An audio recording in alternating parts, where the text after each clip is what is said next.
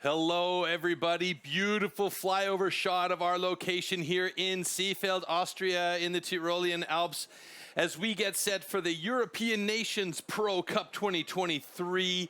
My name is Troy Mannering, and I am joined by none other than our expert Jolanda Gnedinger by my side here to keep me honest and truthful throughout the day. We have a fantastic group of professional athletes in timber sports that are going to be up and getting busy with the axe and saw shortly. We'll introduce you to them and some of the other important people on the stage with our man, Marcus Float, otherwise known as Floaty, right now.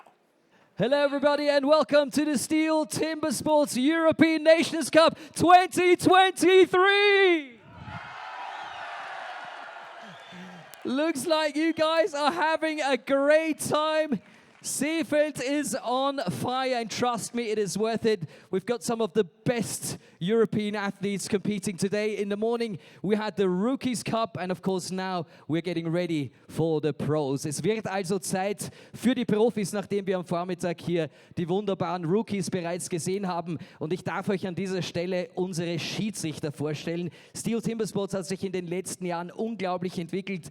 Die Technologie ist immer besser geworden, aber umso wichtiger ist es auch hier, entsprechende Schiedsrichter zu haben. So STIHL Timbersports has made an impressive development over the last 3 years. So it's very important to have judges to take care of everything on stage and off stage. So it was my great pleasure to welcome our first judge. Ladies and gentlemen, please put your hands together for Mr. Bart Janssen.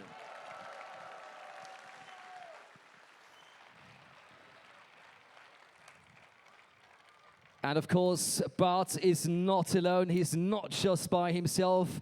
His second judge will join us right now on stage. Bitte einen Riesenapplaus für Dr. Jörg Kurzenberger. Looks like our judges brought their own fan club.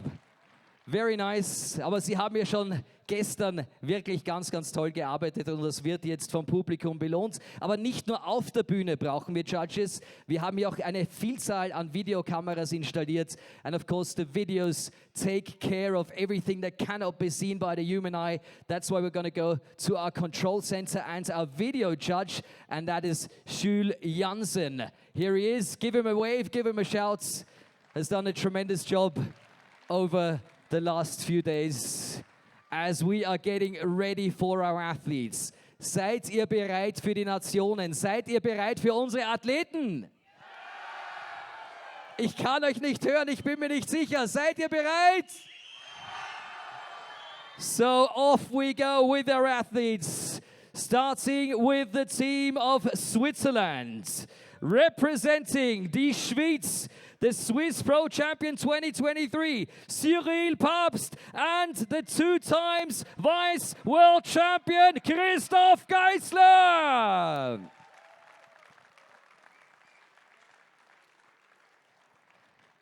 Our second nation competing is the team Nordic. And let's meet the 2 Swedes, the European Trophy winner of 2022, Emil Hansen, and the Nordic Pro and 4 Nations Cup champion, Ferry Svan. Nation number 3, representing Poland. Please welcome the Vice National Champ, Marcin Dubicki, and the European Nation Cup and European Trophy winner, Michal Dubicki.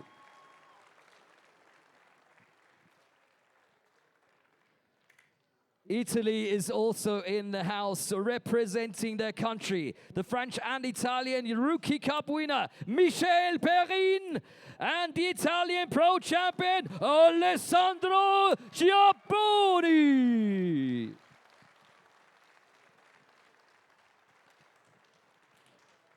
There we go with the shake hands. Look at these massive men with the big smiles in their face as we await the next nation, and that is Germany. Representing Deutschland, Rookie Academy and Swiss Rookie Cup bronze medalist Marcel Steinkemper, and the 3 times German champion and 4th of the last World Championship, Mr. Danny starten.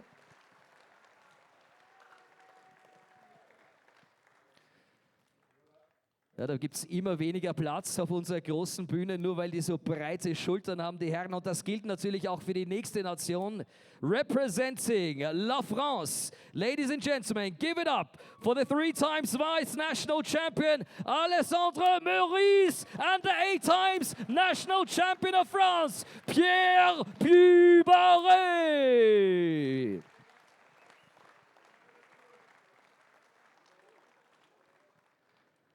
So let's give it a count. 1, 2, 3, 4, 5, 6 nations up on stage. Da fehlt noch die 7. Nation. Und das ist das Team aus Österreich. Begrüßen wir den Vize-Staatsmeister Günther Dallinger und den Silbermedaillengewinner der European Trophy und des Four Nations Cup, den 9-fachen österreichischen Staatsmeister Armin Kugler. Das sind sie, unsere 7 Nationen, hier beim STIHL Timbersports European Nations Cup 2023. Einmal noch bitte ein Riesenapplaus für alle Akteure, denn jetzt ist noch lustig, aber gleich wird's ernst. Ladies and Gentlemen, the 7 Nations.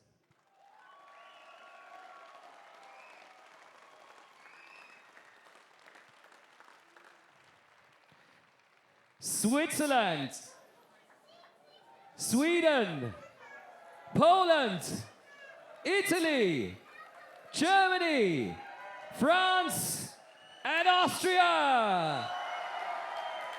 How about that? We are ready to rock and roll. We are ready to return to the studio. Troy, Yolanda, take it away. We are ready to compete.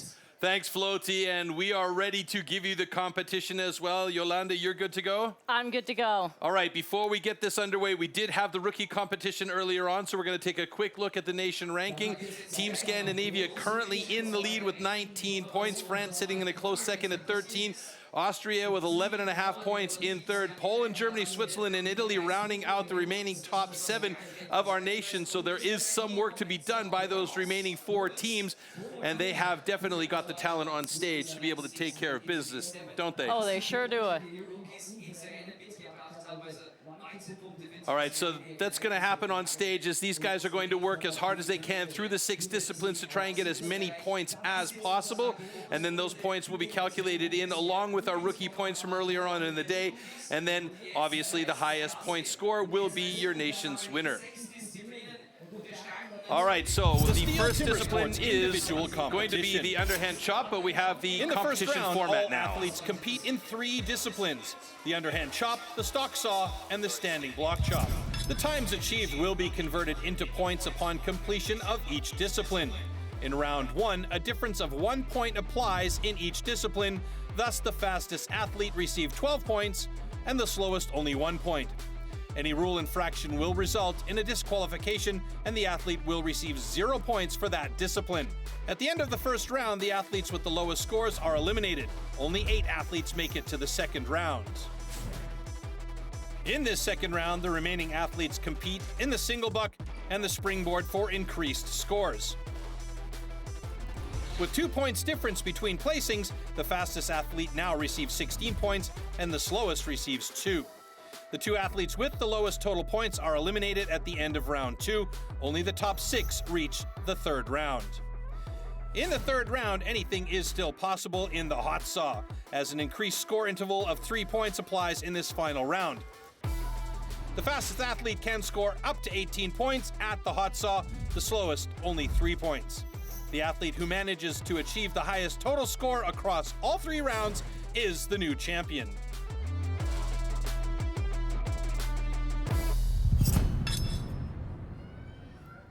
So as I mentioned, our first discipline is going to be the underhand chop, and let's take a quick look at the tool and discipline for the underhand.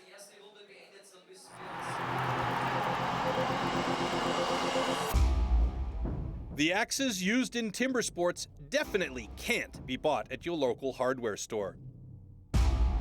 Made from special steel, the blade is hand sanded with an angle of 13 to 16 degrees. It's custom built and carefully adjusted for each competition. The weight is around 3 kilos and it's about 80 centimeters long. The blade is so sharp that you could shave with it. Underhand chop. In the past, the underhand chop technique was used to split logs. Standing on a horizontally anchored block, the athletes cut through a 32 centimeter log. The block has to be worked from both sides.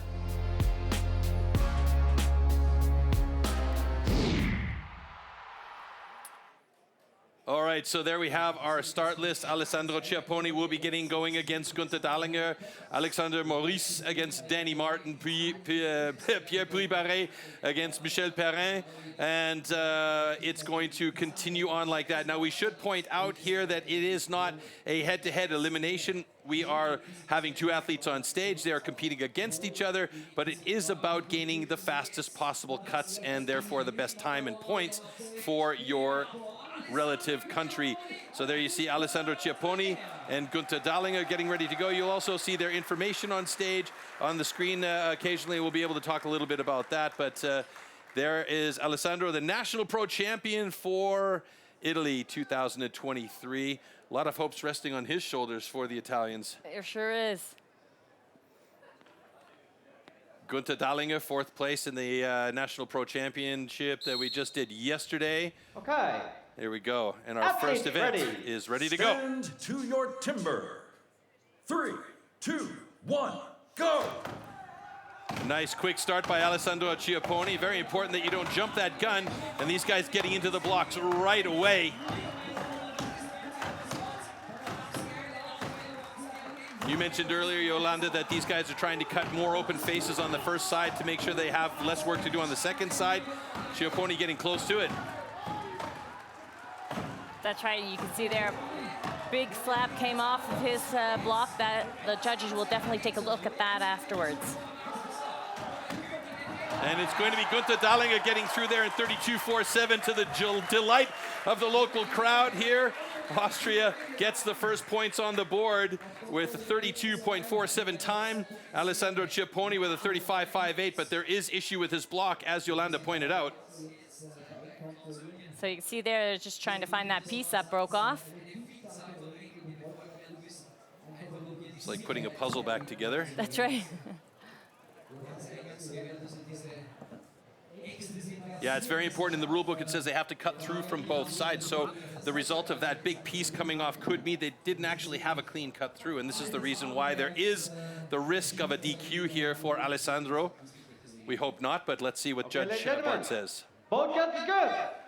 All right, so obviously he put that puzzle back together. It's all good. That's right. We'll see afterwards again in the close-up. They did have nails on that one side, and that is exactly there to prevent this from happening. All right, let's pick this apart a little bit here. Maybe we can see it. Both very strong axemen, good hits there. A little close to the foothold for my liking, but... Yeah, I like my toes where they are, too.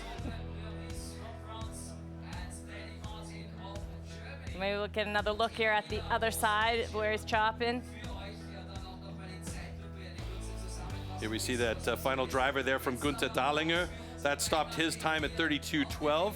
We should point out, if you were watching earlier, you know this, but if you're just joining us for the stream today, the times that we see immediately after the heat is over are unofficial until they've been corrected by our competition control center. Next heat up, Alexandre Maurice up against Danny Martin.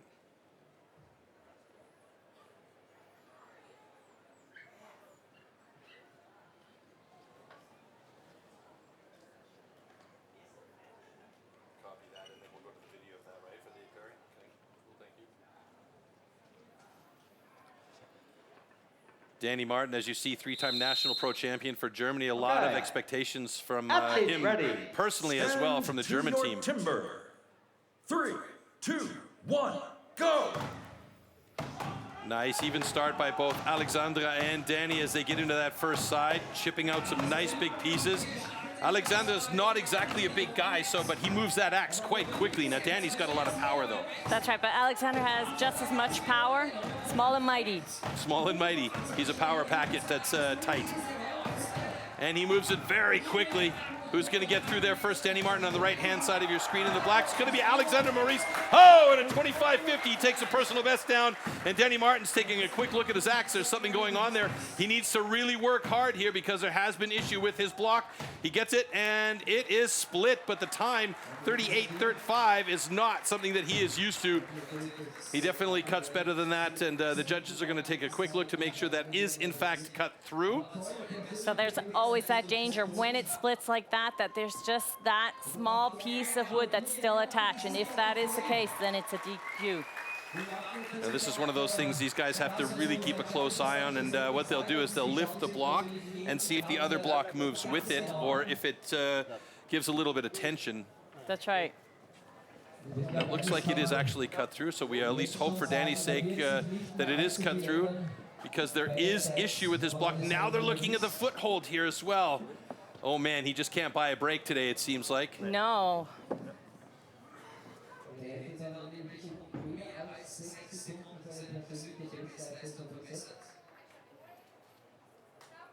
And Danny's found a knot in his block. He wants to make sure everybody sees that. Yep, definitely. Okay, ladies and gentlemen. Stand 1 is good. Stand 2, unfortunately, DQ cut his foothold. Oh, that is a rough start for Team Germany with a cut foothold for Danny Martin. Absolutely not what the expectation was for them at all. Definitely not. So we'll take a closer look here at this heat. They both have a pretty good frequency going there. Really hard hits. Those chips are just flying.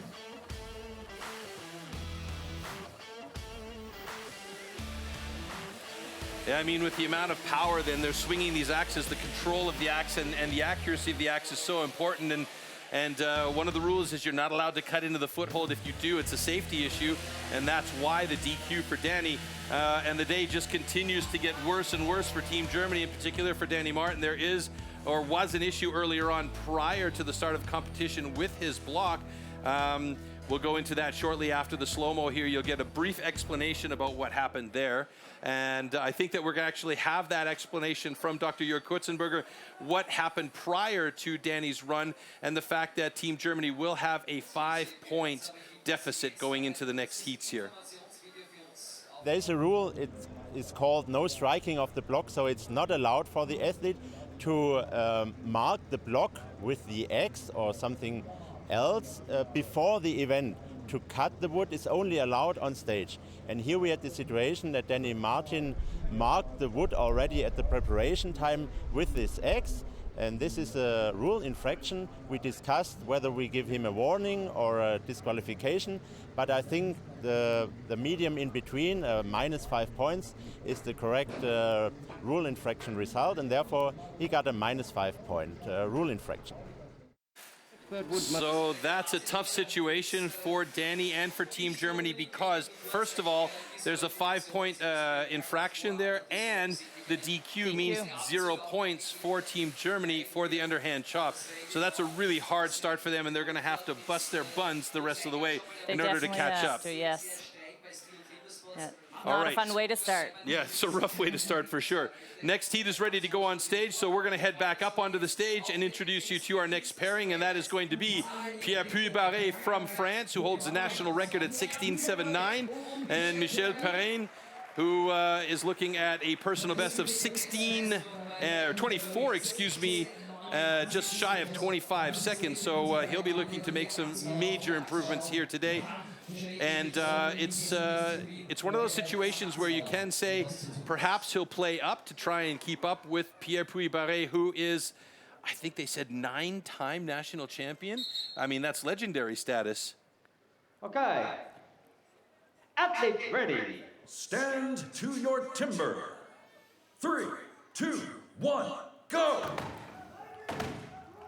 And right away, Puybarret getting into it with massive drivers from on high. A little stick there, but that doesn't phase him a bit. Chiapponi's already, or excuse me, Perrin is already over to the other side of his block, and Puy-Barré jumped over to the second side of his block late. Could that have been a mistake by Perrin to jump over that early? No, it looks like it's been good for him as he cuts through it, and they're going to have to do a time adjustment there, but they stop the clock at 25.68. Puy-Barré struggling on the second side with a 29.09. That's well off pace for him.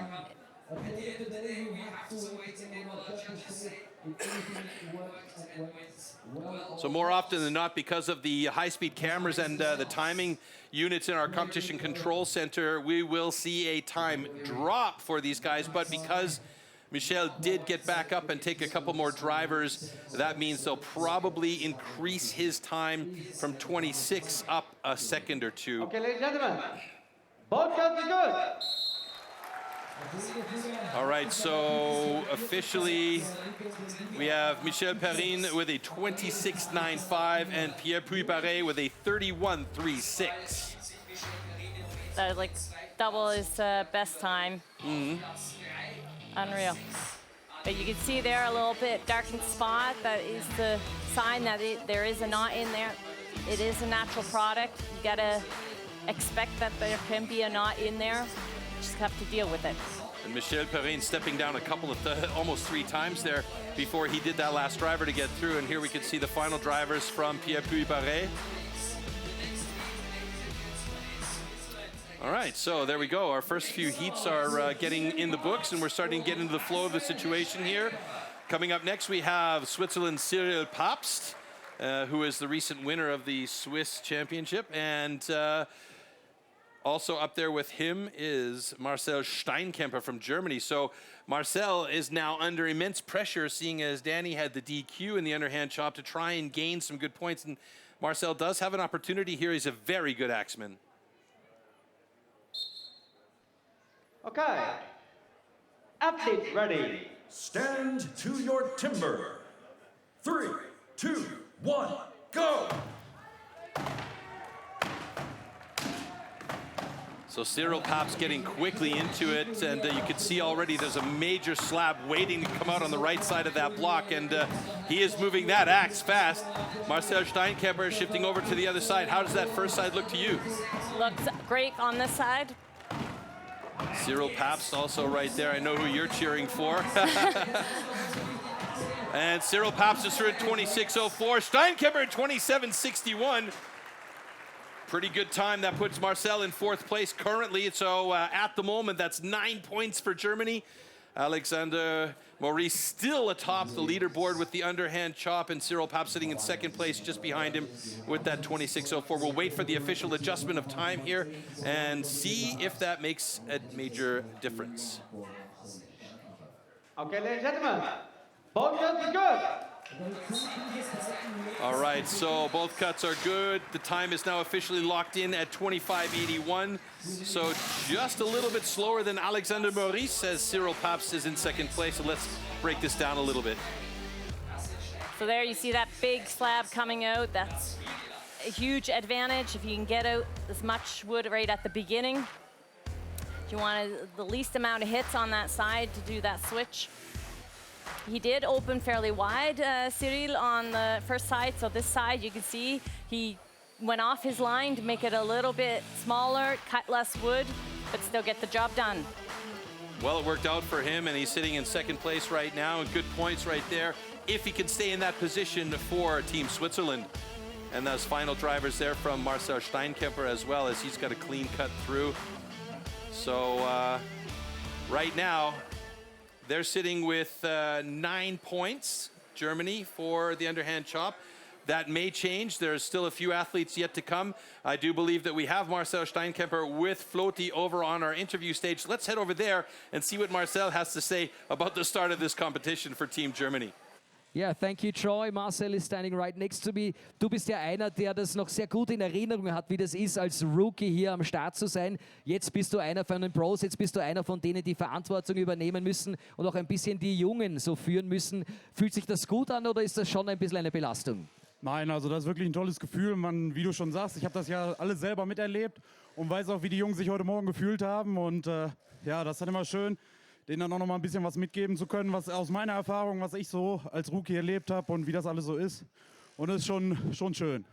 So Marcel says it's a great feeling to be one of the pros now, not only because he's older, but also because he knows exactly how it felt when he was a rookie, and he was very thankful for the pros giving him a hand and supporting him. And he said this morning, because the rookies, of course, are the ones starting off the competition, it's a very tough feeling, and he knew exactly how they felt. Eine Frage noch, Marcel, stimmungstechnisch geht's ja hier seit gestern so richtig rund. Wie sehr hast du dem Wettkampf entgegengefiebert und hast dich gefreut, hier auch vor den Fans performen zu können? Ja, also es ist natürlich immer was Besonderes, vor einer großen Kulisse anzutreten, und gerade hier in Seefeld, hier ist wirklich eine tolle Kulisse, auch drumherum um die Bühne, und ja, geht eigentlich nicht besser.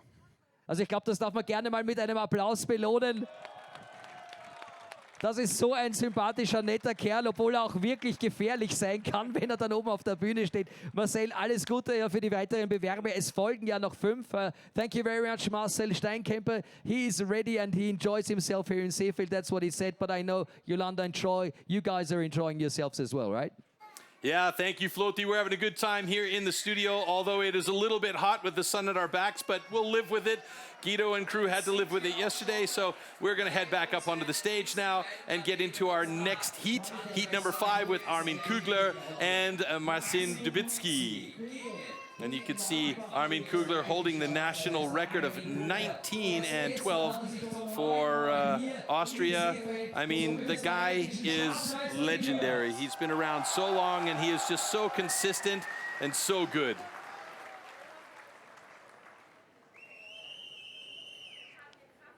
There you see Marcin Dubitsky, silver medalist, National Pro Championship 23. Stand to your timber. 3, 2, 1. Go! And the Dubitsky boys, they are taking no prisoners when they get on stage, so you got to keep an eye on them. Armin Kugler getting right into it. Look at the speed he is cutting. Already onto the second side. Dubitsky about a stroke and a half behind him now as he switched over onto the second side. And the time approaching 20 seconds is we going to have an under 20? My goodness, my English is fantastic.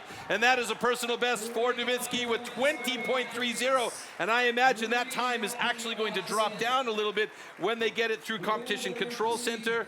Armin Kugler with a 23.61 has moved into second place behind Marcin Dubitsky. Okay, ladies and gentlemen, both girls are good. Well, that one went by in the blink of an eye, and I saw your face when Marcin cut through. You're like, huh? I was tipping on Armin Kugler. Yeah, that was an unbelievably quick cut, and I mentioned, you know, they're taking no prisoners on stage. When the Dubitskys are playing, they're playing for keeps. Wow, look at those chips coming off that block from Dubitsky. If you have the right axe, perfectly sharpened, the amount of wood that you can take out in one hit. I think they try to do between 6 to 8 hits if possible, and then switch. Yeah, that was a nice final cut from Dubitsky. Well done. Looked like a bit of a struggle on the second side for Armin Kugler as he takes a look at the time, and right there was like, yeah, it's okay, but it's not my best. All right, next heat on deck, we have Marcin Dubitsky going up against, Christoph Geisler going up against Ferry Swan. I've jumped the gun here.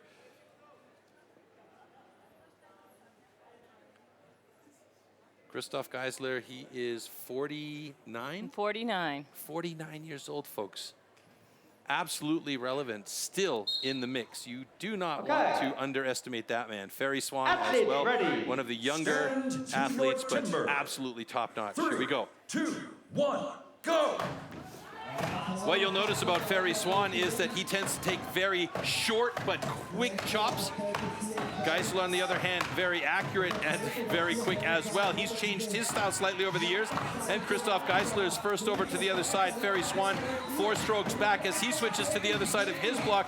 And we could see a couple of good times here. Christoph Geisler looks like he's getting there. 21.58 for Christoph Geisler, putting him in second place. Ferry Swan struggling on that second side. Was he too shallow on the first side at 29.80? 2:18. That is unusual time-wise for Ferry Swan. He's 10 seconds slower than his best time. And Christoph Geisler moves into second place behind Marcin Dubicki. And Ferry Swan is down in 8th place, just behind Marcel Steinkemper's time. Okay. Both good and good.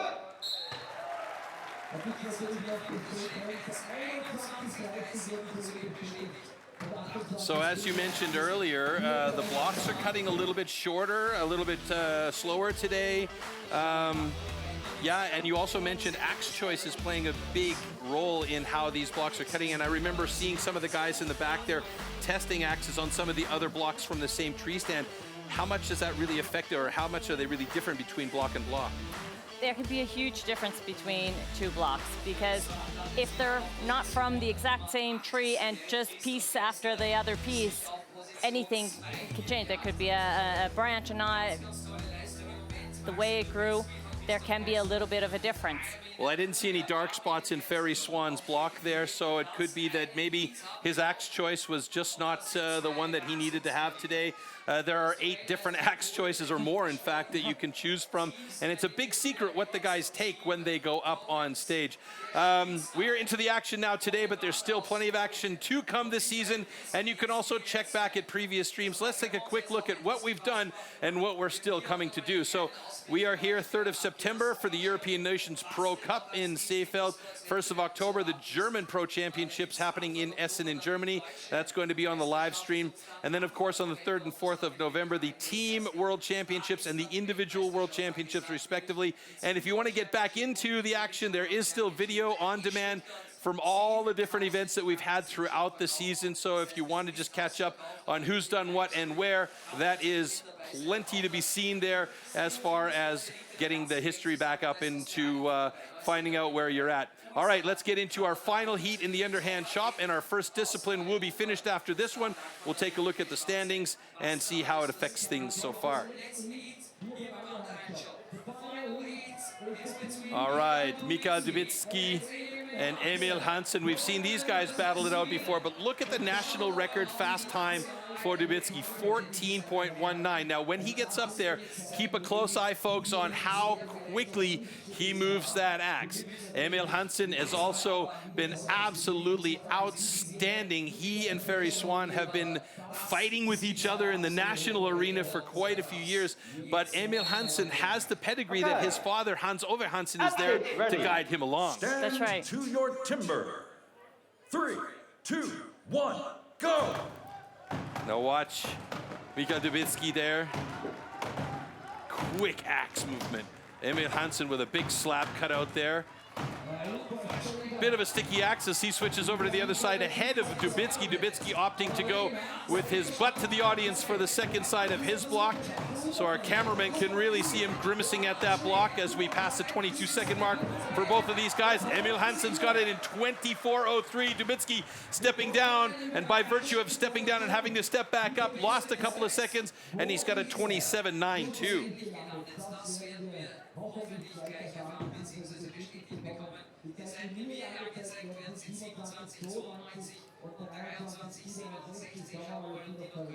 Okay, ladies and gentlemen, congratulations. Both guys are good. All right, so it started out looking like it was going to be fast, and it went a little bit slower than expected for both of these guys. Emil Hansen sitting in 4th place at the moment, with Mikael Dubicki down in 9th place. Surprising spot for him to be in, because normally Mikael is much stronger in this discipline than he showed here today. Yeah, he sure is. I think that last little bit there, that sticking of the axe and losing his balance is costing so many seconds there. We should also point out that Mikael has been having some problems with his forearms.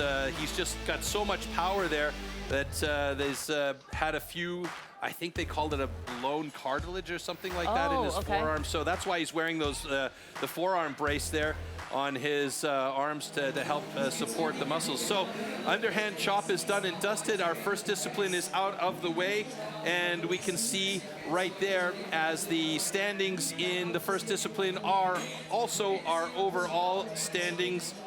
And we are getting the stage set up for our next discipline coming up, and that is the stock saw, where the guys will be getting busy with the MS 661 saw on stage.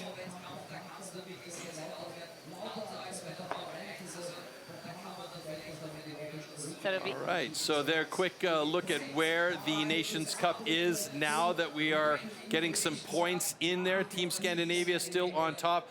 Team Poland has snuck into second place, and Team Austria is now holding on to a nice third place. Still lots of action to go, though, folks, so don't worry. We're going to keep you fed with cutting and sawing till the end of this day in the afternoon. Let's get back into it with our tool and discipline for stock saw.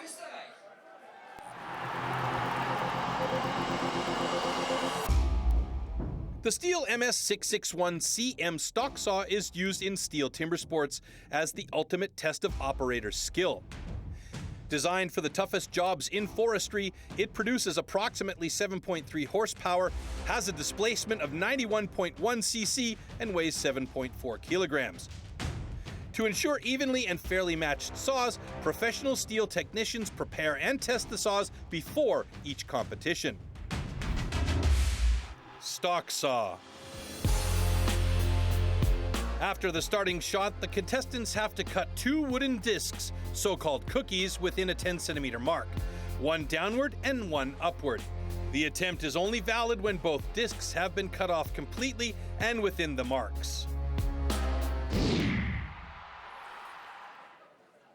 All right, so there is our heat list for the stock saw, and the first heat going to be Michel Perrin against Alexander Maurice. You might be looking at this and saying, hey, I can go and buy that saw in my local dealership and just start cutting and get some real good times like maybe a season's best or a world record 851, but that's not actually the case, is it? There's a little bit more to it. It's not about the power, is it, Yolanda? No, there's a lot more to it. A lot of technique and a little bit of strength.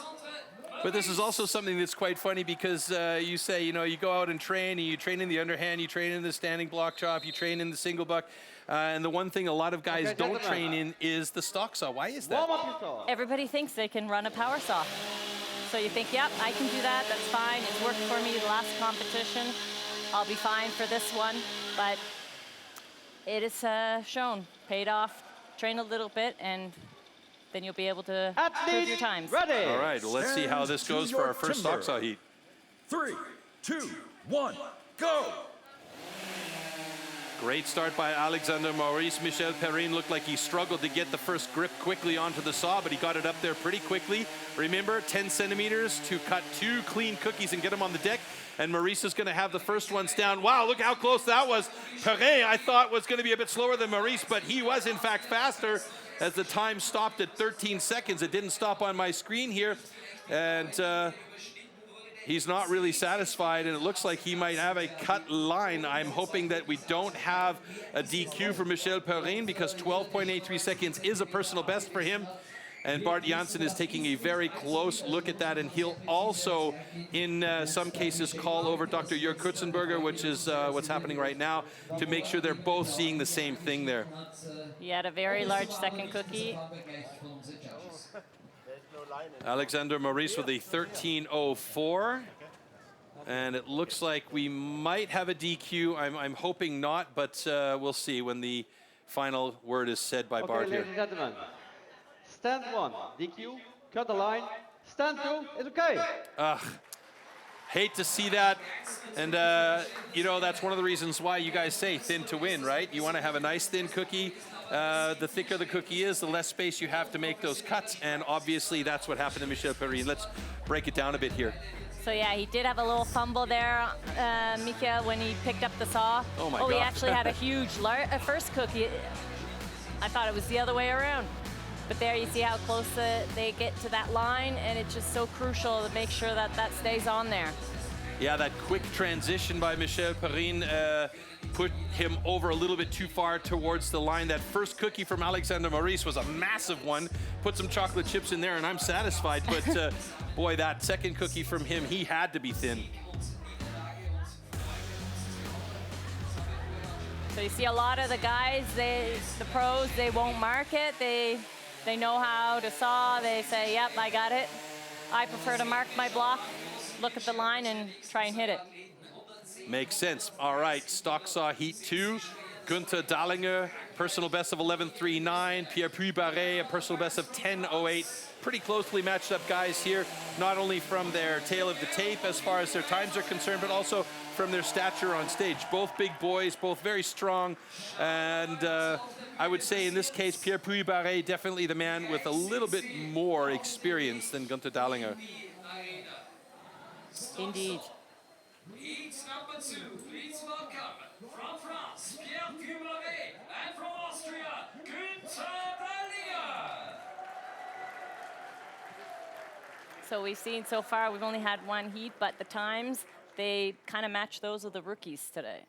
Yeah, everything's running a little bit slower. Yeah? You mentioned earlier during the rookies that the altitude here could be affecting the way the saws are running, the fuel-air mixture, and how that affects the power output. And there's so many factors that play a role here. Warm up your saw.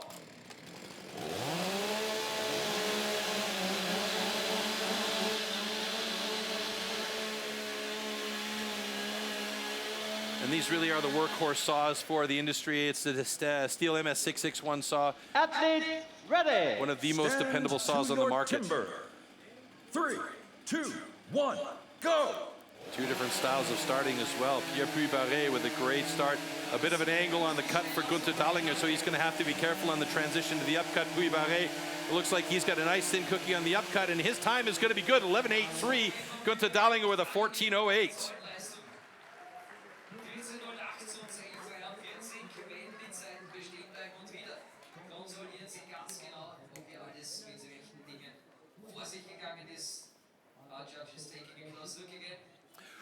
Ooh. The cookie did break, but did break.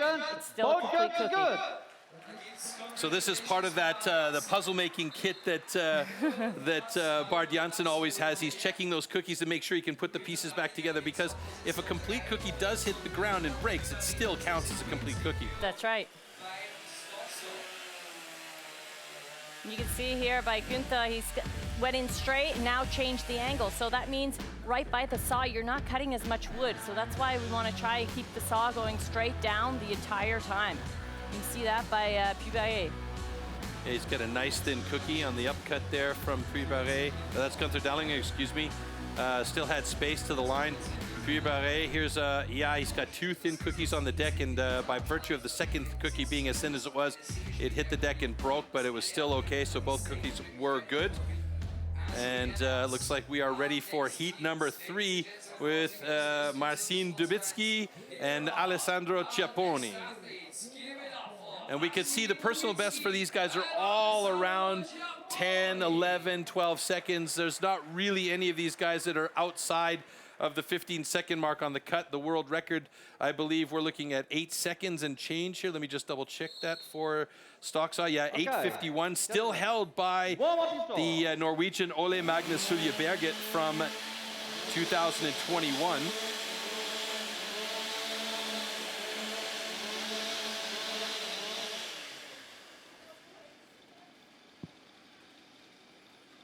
Athletes ready. Stand to your timber.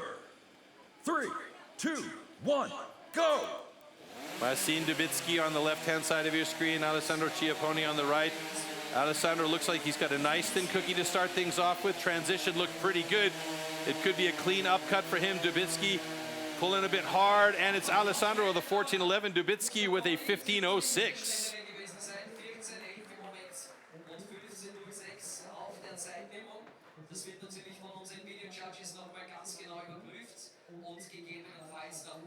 It's usually that last second that gets you when you just want to get that saw out of the wood. Congratulations, both good to good. Yeah, and I guess the excitement of pulling that saw up and trying to get it out can sometimes cause the saw to bog down a little bit or the chain to stop, and then you're really in trouble. That's right. So 2 different styles there.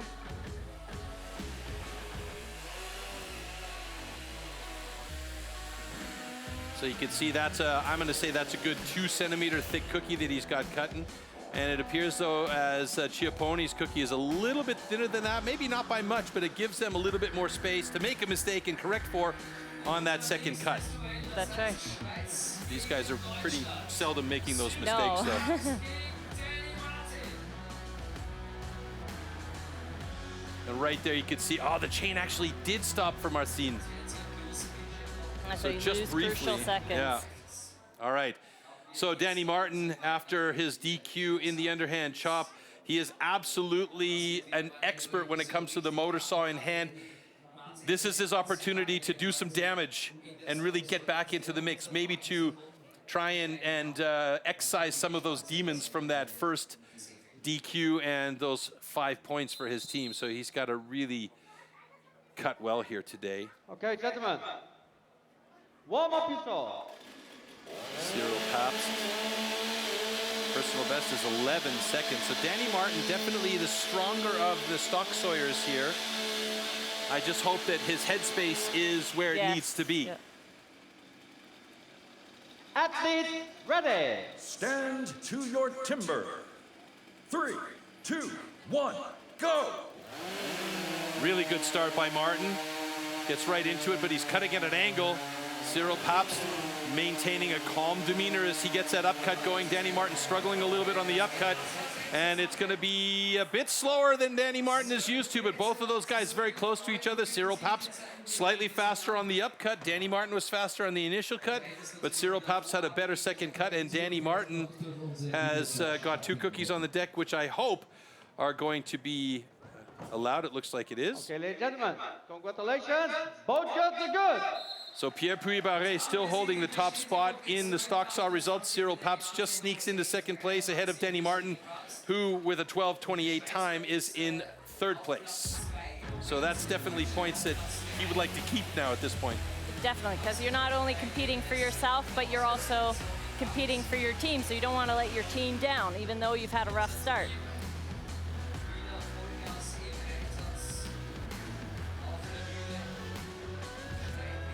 See, once the upcut, both of them, same angle there.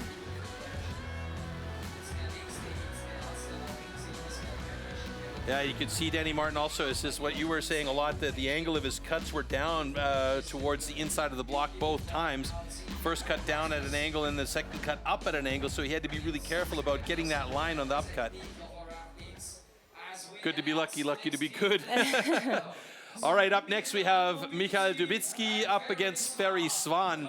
For quite a couple of years, when Ferry Swan first jumped into the pro ranks, he was like, yeah, I have a love-hate relationship with my saws. I hate to do it, and they love to make it rough on me. Okay, gentlemen. But more recently, he's become very adept with the saw, and you can see there his personal best is under 10 seconds. So that tells you that he's been working a lot on his sawing disciplines here. And in the end, those are the easiest points to catch by the stock saw. Are they really, though? Ready. Stand If you to train. your timber. 3, 2, 1, go! Very nice start by both the guys. Dubitsky with a bit of a thick cookie there. Ooh, Ferry Swan with a fat one as well. Wow, look at that changeover. Transfer to the upcut was nice and clean. Dubitsky slightly faster than Ferry Swan. 12:56 to 13:26.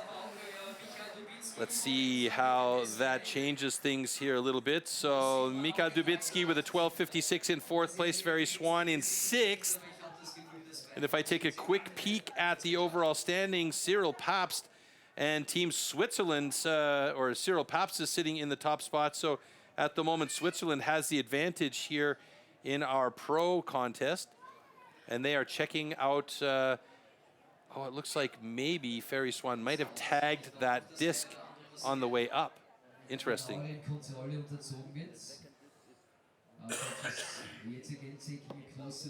So that'd be a rough situation for the Scandinavian crew because they've been leading up until this point. So no points have been allotted yet as this is under review and just waiting for contest or the control center to be contacted by Bart Janssen here as they discuss what happened on the bottom of that block. It looks like some of the bark actually just got knocked away. Maybe it happened when it fell down. Oh, we do have a video review, so they will go into the competition control center and take a quick look at what happened here.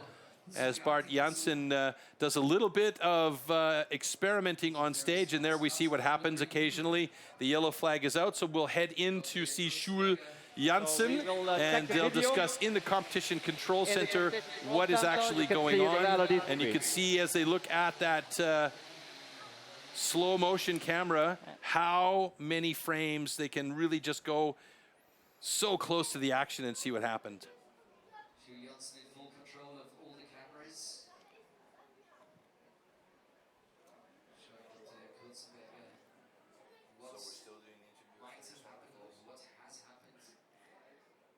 So they're just going back and forth, trying to see to put this together. Did he move down, tap it a bit, and then go for that second cookie?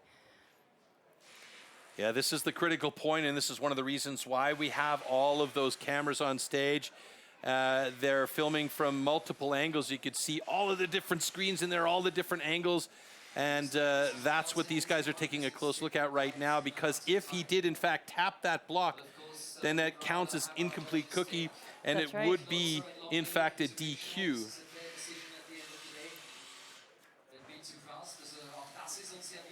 So that was heat number 5 between Michael Dubitsky and Ferry Swan. We're just waiting to find out what the results, and you could see, now I'm not sure if they're looking at whether it was a jump start or if it was actually the tap. I think it was the tap at the bottom, and what I'm seeing from the video there is that cookie actually hit the deck, rolled back, and got caught by the chain. In my world, that would mean, okay, it's not a tap where, you know, he had any control over the situation, and it would be deemed a legal cut. That's right. Yep, there you go. We just saw how it hit the bar and then came flying back. But when they were out there taking a look at the cookies, both cookies did have It did look that way. a piece missing. So maybe one they could piece back together, and the other one would have been the situation where the bar touched it, or the cookie touched the bar. All right, so we're just going to wait for the final decision, and we are on pins and needles at the moment as Bart Janssen, Ferry Swan, and Michael Dubitsky are waiting on stage to find out what the final result will be when Dr. Jörg Kurzenberger comes out after the long discussion with STIHL Janssen there in the competition control center. So this is what we're waiting on right now as they review it one more time. Ah, yes, I could see what happened there. It rolled around to the front of the bar, the chain was rotating, and it shot it back, and that's where the contact happened. But that doesn't explain the little piece missing on the second cookie. So your observation there was absolutely correct. So pins and needles now as Dr. Jörg Kurzenberger comes back out onto stage, and he'll pass on the information to Bart Janssen, and then we will have our final decision. So it looks like he's relaying that over the headset to him right now. Nerve-wracking moments. Okay, ladies and gentlemen, stand 1. Okay, stand DQ, incomplete disc. That is a rough one for Ferry Swan. He's going to want to talk about that one with the judges after this competition is over. I'm not in there. I didn't see the screen up close, but from my perspective, and I think we both agree on this, it looked like the cookie rolled back into the chain of the saw. Let's take a look at the slow-mo here and see if we can actually see it. So that is a pretty big cookie that he had there. Same with Michael Dubitsky, huh? Yeah, and I know he said afterwards it looked like a... So let's watch this here. It rolled into it, so that's where that initial cut happened. So the question is, what was the incomplete part of the second? I mean, you can't really control that, and I don't understand it myself. So I think I might have a talk with Bart Janssen as well to find out from the horse's mouth, so to say, what's really going on, because that's a confusing moment for me as well, and I think probably for Ferry Swan as well. All right, moving on to heat number 6, second to last heat. This one between Marcel Steinkemper and Emil Hansson. So the stage has been ready for quite some time. That it took quite a while for that discussion, and obviously they were wanting it to be really properly set up. I mean, it's not like they just went in there, looked at the picture and said, okay, whatever, it's a DQ for Ferry Swan. They took their time with it. They really made sure. So I can't argue with their decision, but I have questions about it myself. Yeah, same here. So you can see that line that Bart just drew on the top. That is the line that all the fingers have to be passed by when they say go. All right, so a couple of young guys here going up against each other. Emil Hansen, I believe, stepped up with Marcel Steinkemper into the pro ranks at the beginning of last year. So they are in their sophomore seasons as pros, and they're competing against each other on stage here. So they can both be very proud of how they've been performing over the last couple of years. Athletes ready.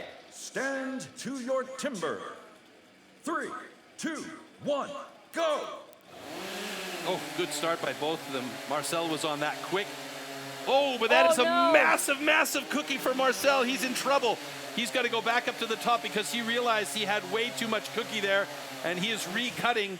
This is an important thing. This was a smart decision by Marcel, but now he's got to be real careful about that second cookie to make sure he gets it complete. And that's going to be a rough time for Marcel Steinkemper, 22:57. And if he does have 2 complete cookies, he'll be okay. And to be honest with you, that was fantastic. That was a you very can see good him decision. just tapping his head there. It was fantastic that he recognized that, went back and recut. Otherwise, he would have had a DQ because there was no room to cut a second cookie. Okay, ladies and gentlemen, both cuts are good. Oh.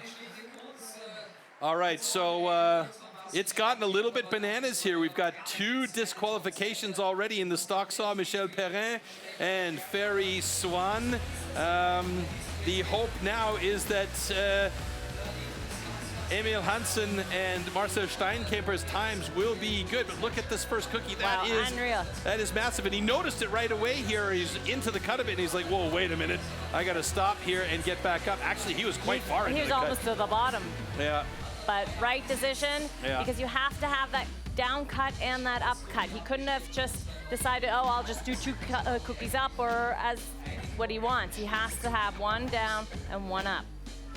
You can see here Emil Hansen leaning into that saw on the upcut because you told me the other day that saw wants to kick back towards you.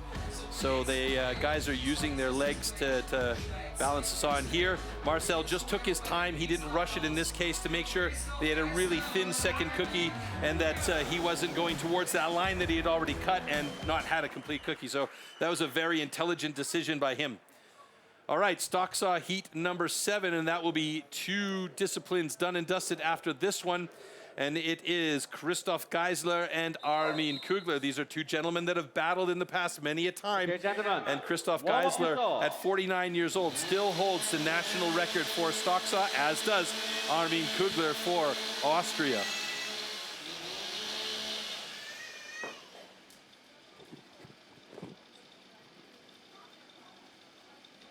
Athletes ready. Stand to your timber. 3, 2, 1, go!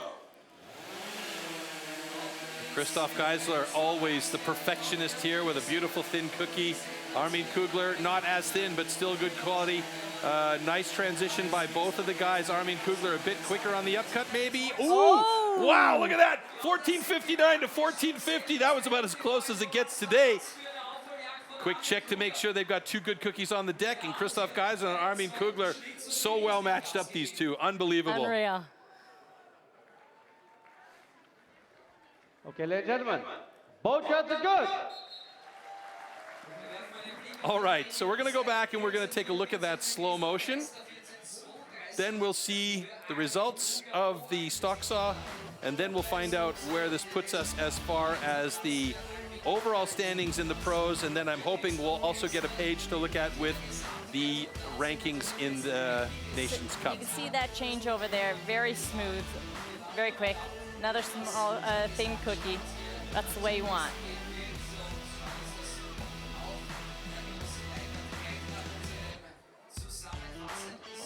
And both almost simultaneously finishing that cut. Wow, look how close this was at the end, though. I mean, Unreal. it's milliseconds here. And if I look at this here, it's Christoph Geisler with a 14.44, Armin Kugler with a 14.32 after adjustment. So That's about as close as it gets with two really evenly matched up athletes. Now, we talked about that DQ from Ferry Swan earlier. We had questions about it, and I said I was going to go and talk to the judges myself later on. Well, we don't need to. We're going to head over to Floaty. He is with Dr. Jörg Kutzenberger, who is going to explain what exactly happened with that DQ of Ferry Swan. Well, thank you very much, Troy.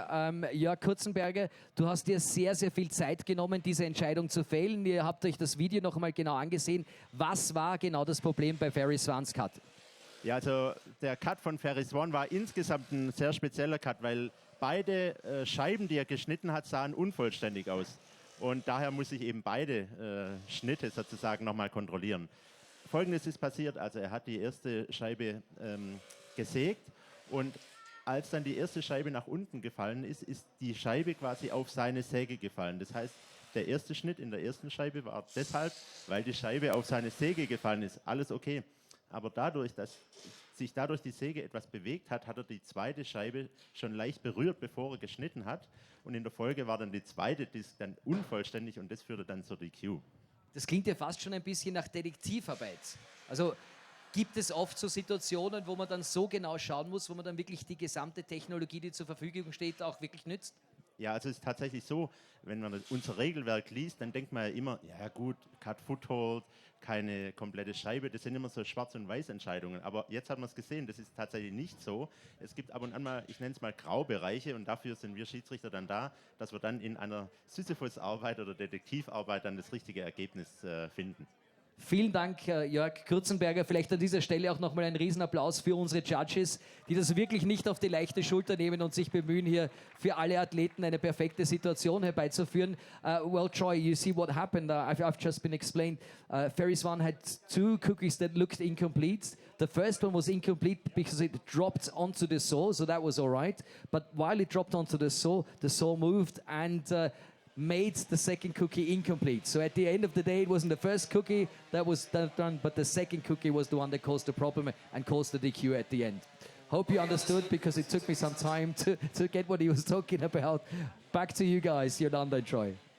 Thanks, Floaty. Yeah, that was a very confusing situation for us as well. Yolanda and I were discussing it while we were listening as well to what Jörg was saying. So a little bit of unluckiness there for those guys. All right, let's take a look at our stock saw list there. Pierre Puy-Barret with the fastest time, only by 29 hundredths of a second over Cyril Paps from Switzerland. Then Danny Martin has redeemed himself in the third fastest time in the stock saw. Let's take a look at the overall standings here, and maybe we can see how that's affected the overall standings for our pros. And then after that, I would love to be able to see what the results are looking like on the European side. So Cyril Paps has now taken over the lead in the overall standings here with Alexander Maurice in second place and Emil Hansen from the Swedish side in third place. So that's changed things quite a bit. Danny Martin right down there at the bottom of the list. Marcel Steinkemper has a little bit of work to do as well as we get set up for our next discipline.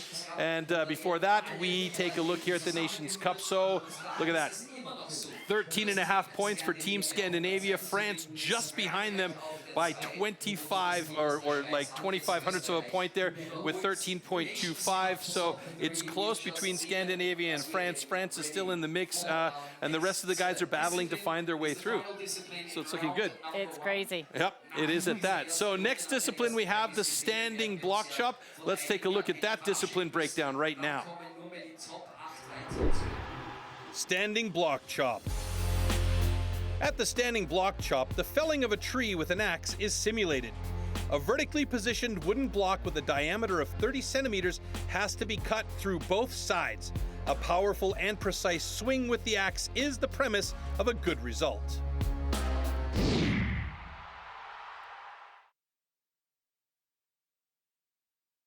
Okay, so there we have our start list for standing block chop, and as you saw, it's like felling a tree. Danny Martin up against Alexander Maurice in that first heat, and it's another opportunity here. Danny Martin definitely redeemed himself, and I'm kind of harping on Danny Martin here a little bit because it was a bit of an unfortunate situation at the start of our show here today. And so Alexander Maurice and Danny Martin going to be in heat number 1, and we will see if this will be an opportunity for him to increase the points for Germany. He's very good with the axe. We know that he can swing it. So let's see how he does in standing block chop. And we take a look at the beautiful scenery here and all the fans hanging out on the grasslands behind the arena area here. And behind us, the arena is full of fans screaming and yelling and having a good time and enjoying the beautiful weather here in Seefeld, Austria, in the Tyrolean Alps. Fantastic location to vacation. All right, Danny Martin there, up against Alexander Maurice. World record, unbelievable, 11 seconds. Danny Martin with a personal best of 22:51. Alexander Maurice with a personal best of 24:81. So I'm not going to say super evenly matched up. We also know that these guys have been training all season long. And we're just waiting for our judges to come back up on stage because it seems like they've decided they wanted to have a quick coffee break. I don't know. A lot of discussions going on backstage, perhaps with what's going on stage earlier on. And our athletes coming out onto stage right now. And our judges as well.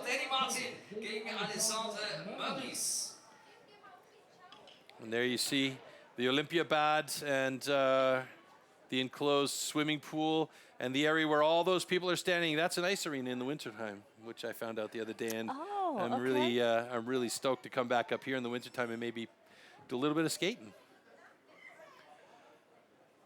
So Danny Martin, he is not liking that block. That's a face of concentration as he gets ready for standing block. Alexander Maurice blowing out some of the butterflies. Okay. Athletes ready. Stand to your timber. 3, 2, 1, go! Now, as we mentioned with the rookies earlier on, Yolanda, it's really important to get those cuts at the right angle in this discipline. That's right, you can see by Danny Martin, the bottom, it's so smooth, and he just split his block, so we'll just see how that's gonna work for him, because that means there's more vibrations in the block and it's harder for him to knock it off. Yeah, with each time he drives that axe in there, the block moves instead of cutting it. Boy, that's a nice time though for Danny Martin, 24:78. He'll take that under the conditions at the moment. Alexander Maurice still trying to get through there, and he does it in 33:04. Definitely not happy with that, but look on his face. What's going through your mind as an athlete when you see that block split? Are you going, oh my God, no? It depends if you noticed it at the start. You definitely notice it once you switch to the other side and start chopping out that wood. It is nerve-wracking, but you have to deal with it. You gotta get through. All right, Danny Martin with a 24:24 after adjustment. Alexander Maurice with a 32 and change. 32.73. See some big slabs coming off of Danny Martin's block on the far side. Let's see if we see where that actually split. So right by that, no, by the next, he's got one more. And there you go, there you saw how it split. I missed that completely. I'm glad you're here with me because I completely would have not seen that at all. But yeah, you're absolutely right. It is shaking and baking up there. How the gap opens every time he hit there. So it's almost like a suspender or a suspension system on a bike, you know? It's absorbing the hit before it actually allows the axe to cut. All right, Gunther Dahlinger against Cyril Pabst. This should be an interesting matchup. Cyril Pabst and I mean, how many guys can say they're still a professional athlete at 48, 49 years old?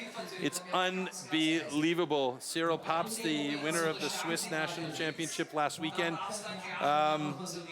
he is a focused man. He doesn't look older than 39. No, he doesn't look a day older than 39. Yeah. Athletes ready. Stand to your timber. I'm still 12 years old inside. 3, 2, 1, go!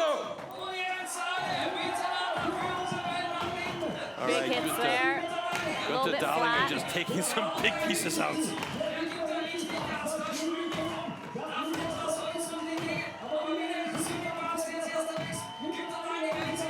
Gunther Dahlinger switching to the other side, about 3.5, 4 strokes behind Cyril Pabst on the second side here.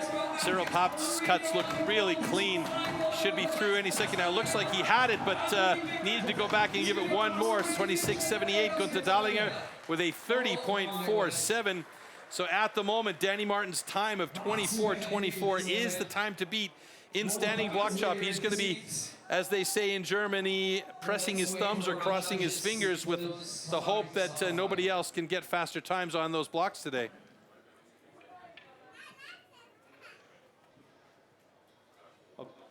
Okay, ladies and gentlemen, congratulations. Both cuts are good.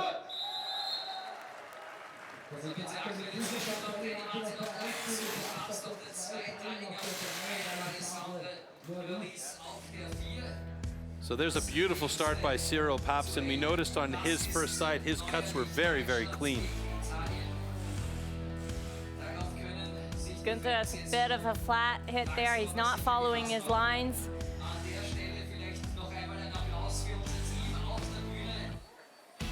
The lines are drawn on there with a wax pencil in order to give these guys, you know, a guideline of where to hit. Do you actually see them when you start getting into the wood? Are they still there in your thought process or in your vision, or are you just sort of automated by you know, the training?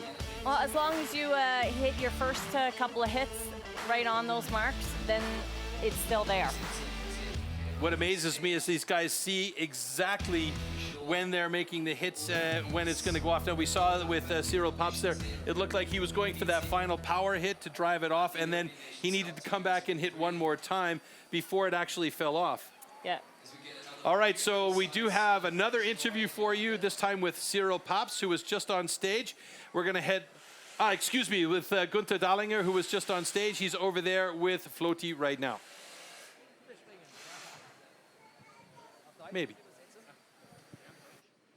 Oh, we're already online. Günther Dahlinger, komm, stell dich her zu mir. Ich habe jetzt leider keinen Kontakt gehabt. Genau. Präsentiert sich hier seinen Fans. Wir wollen dich natürlich auch in der Kamera haben, lieber Günther. Die haben dich richtig gefeiert, ja, bei diesem Durchgang. Hat es dir Spaß gemacht? Hat es richtig gebrannt? Richtig viel Spaß macht das, ja. Du hast ja gestern schon richtig abgeliefert, ja, bei den österreichischen Staatsmeisterschaften. Man hat das Gefühl, du bist hier doppelt motiviert. Spüre ich das richtig oder kommt man das nur so vor? Nein, das passt schon. Und dadurch, nach dem Bewerb geht es mit dem Training gleich weiter noch, für Team-WM. Das passt schon. Ich bin gut drauf zurzeit. Wie sieht's, ja, da darf gerne Zwischenapplaus gespendet werden. Wie sieht's aus mit den Kraftreserven im Moment? Kraft haben wir, aber Technik, an der muss ich noch nicht arbeiten. Er sagt, Kraft hat er genug, an der Technik muss er arbeiten. Da unterstützen wir ihn, dass die Technik gut funktioniert in den nächsten Bewerben. Nochmal einen Riesenapplaus für Günther Dahlinger. Hält die rot-weiß-roten Farben heute hoch. Troy, Yolanda, you probably understood. He has a lot of power. He says no problem that yesterday at the Austrian National Pro Championships he lost a bit of power. It's all about the technique and he still has to improve that. That's what he said. But he's very motivated because the crowd is giving him so much support. So he's very much looking forward to the next disciplines. So let's give him a thumbs up and let's see if he gets through to the next round being under the top 8. All right, well, I've heard that many a time before, and it's all about technique. Reminds me of an old 90s commercial for riding bikes and doing exercise. All about technique! Yeah, but I mean, these guys really do have to have clean technique on stage. There's no doubt about it. That's right. All right, next heat coming up. Heat number 3 in our standing block chop. Marcel Steinkemper going up against Mickey Perrin. We should point out that this is discipline number 3, which means it's the last discipline in round 1, and we will eliminate some athletes from our list. We'll take 8 athletes into round 2, remembering that it's also about gaining as many points as possible for the European Cup rankings. So there we see Michel Perrin. Athletes ready. Stand to your timber. 3, 2, 1, go! So Marcel Steinkemper is an excellent form on this one here. He's always good with the standing block chop. Michel Perrin also very good moving over to the other side quite quickly. And look at the power he's putting in there. Some big chips flying. It'll be interesting to see if it pays him off. He's almost there by the looks of it. He can feel it. And oh, look at that, a personal best for Michel Perrin and for Steinkemper. Fantastic, a 22.85 for Perrin and a 25.77 for Steinkemper. 2 personal bests and our first 2 personal bests in the standing block chop. And Michel Perrin moves to the top of the standing block chop rankings with that race. Nicely done.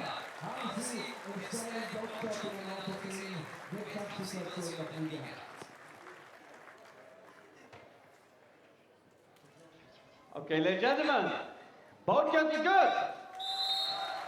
There you go, a couple of personal bests going down by the wayside and into the ocean. I like it. I love to see personal bests go.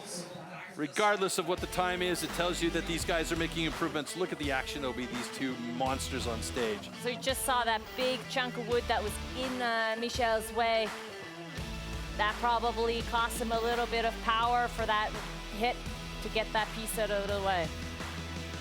He was around to the other side, a good 3-4 drivers ahead of Marcel Steinkemper. Marcel, he had it really close to the end, and I think he had one more power driver. He wanted to get it off, and it didn't go for him. Right there, you could just see it, and then, yeah, again, that slow motion. Oh, and he got so stuck in there. That was a rough one. And you have Oh, to man. be very careful when your axe gets stuck like that on your last hit, that you are pulling it back out the same way it came in, because if you move it up and down a little bit, then it's wrenching. Yeah, good point.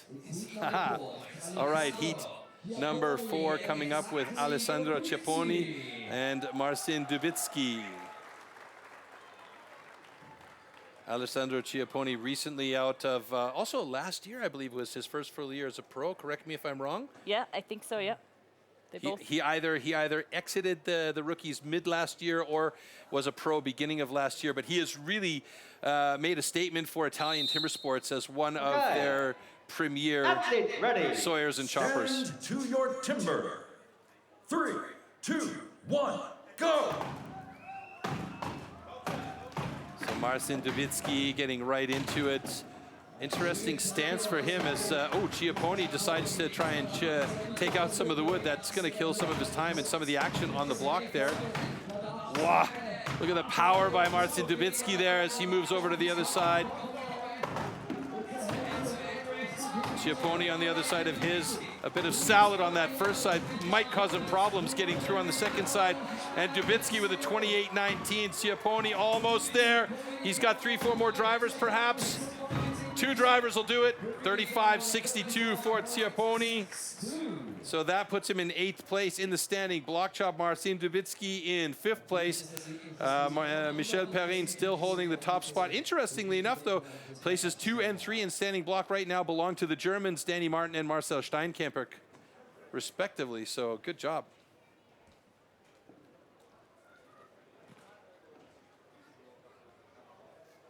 Okay, ladies and gentlemen, congratulations. Both shots are good. All right.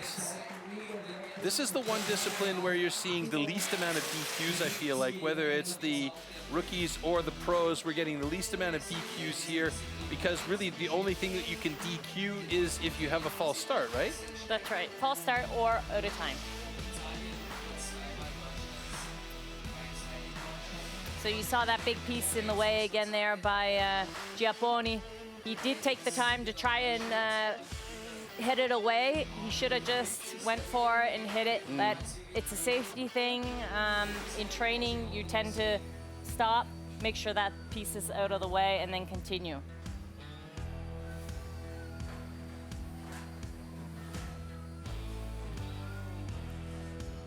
All right, folks, welcome back in studio here. Well, I mean, we're halfway into our final discipline in round 1, and we have to say thank you to one of our presenting sponsors because this event doesn't happen without them. So please watch this, and a big thank you to Lipia.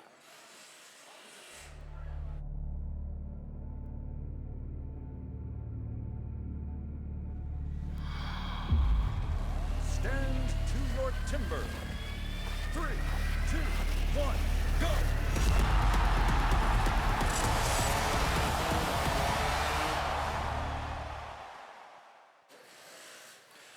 All right, so big thanks to Liebherr for being our presenting sponsor here at the STIHL Timbersports. Without them and their partnership, these events don't happen, and of course, we always appreciate the support that makes us be able to do these events all over the world. Okay, so our stage is almost set for heat number 6 5 and 6 coming up, and that is going to be Michał Dubicki up against Armin Kugler. Again, two guys that have been battling against each other in previous events, and it's going to be an interesting heat between these two as well, because they both have interesting styles on standing block chop.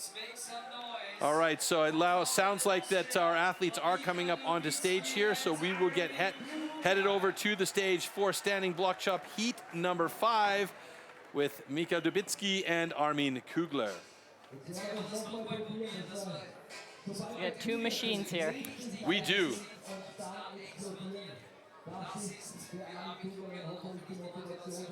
So you can see those sleeves that Michał Dubicki is wearing, compression sleeves to help maintain the stability of the muscles in his arms and the tendons as well. I talked to him about it briefly at the Polish Championships when he actually stopped at the competition at the European Trophy and said he can't go anymore because his arms just weren't working. He tried to explain it to me a little bit, but yeah, I'm glad to see him out here and competing, and I'm glad to see that he's in more or less good shape. And because Armin Kugler is so big and so tall, they have to reposition that one block a little bit away from his swing position. Okay. Athletes ready. Stand to your timber. 3, 2, 1, go! So as I mentioned, two different styles here. Dubicki going for a lot of pace, and Armin Kugler aiming for power and precision. Dubicki over to the other side of his block, I believe, first.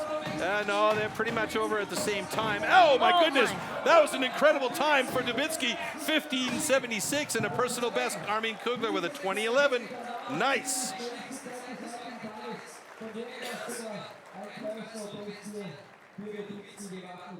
Didn't you say he was slightly injured? Did I say that? I might have been lying. Or maybe he's playing possum, I don't know. But that was a fantastic run from Michał Dubicki. That was amazing. Okay, ladies and gentlemen, congratulations. Both cuts is good. All right, so there you go. These two guys with, by virtue, personal best for Armin Kugler. Interesting. I don't know about that. They were corrected. They did some correcting on the time, so it is a personal best for Armin Kugler and a little bit of a correction for Dubicki with a 17:25. And strange. It was quite interesting. Doesn't matter. Michał Dubicki with the fastest time of the day so far. Armin Kugler second fastest, and that means they push Michi Perrin down into third position as those two gentlemen that were just on stage occupy positions 1 and 2. And you saw the power by Michał Dubicki. He just did those two bottom hits and then just drivers the rest of the way. Yeah, he stayed on top and he was just going for it. Another big angry man not liking his block at all. All right, next heat coming up, the second to last heat in round 1, and that's Ferry Swan going up against Christoph Geisler. You see Christoph Geisler holding the national record for Switzerland of 17:44, and a personal best for Ferry Swan is slightly faster at 16:47. Ferry Swan very often takes either the underhand chop or the standing block chop in the team competition, so you know he's good here. Okay. Athletes ready. Stand to your timber. 3, 2, 1, go! And that all-important standing block chop in the team competition is the anchor position. It's the last discipline, and you can see exactly why they put Ferry Swan in there. He's already over to the other side of his block in under 10 seconds. And he is just really going for it. Christoph Geisler, a little bit of a sticky axe there as he is chipping out nicely. Ferry Swan got a sticky one too, but he's got himself a 20.86. And Christoph Geisler at 24.60, so he just snuck in there ahead of Michi Perrin in third place. Ferry Swan did. Christoph Geisler slips into 6th place in the standing block chop results.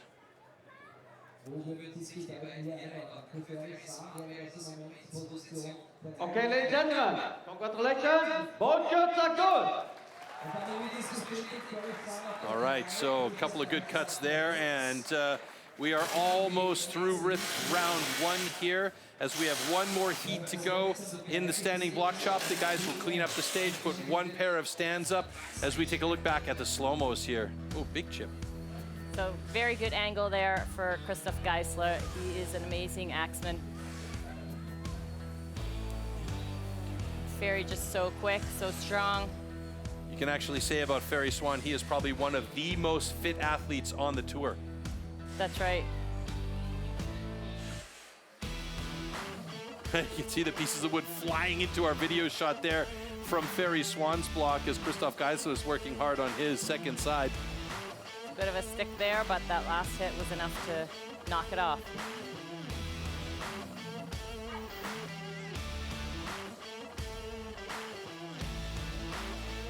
All right, so we have one more heat to go in this first round. So we've had 3 disciplines up until now.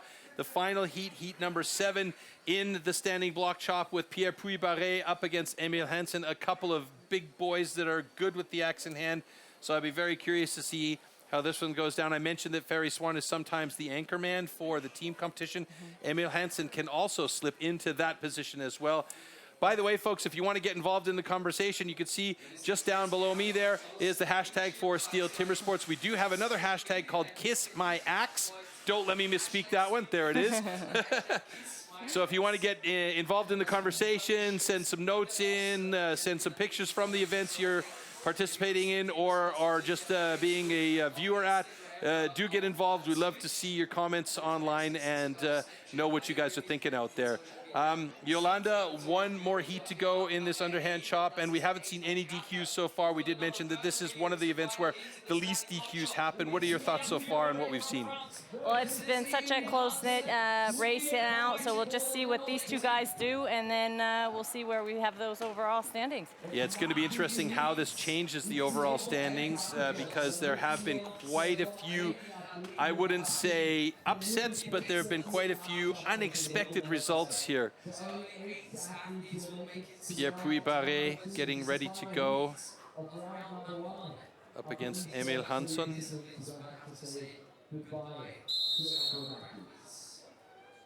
Okay. Athletes ready. Stand to your timber. 3, 2, 1. It's a single buck. It's amazing Talk me through this one here. See that stance from Emil Hansen, how deep he gets down.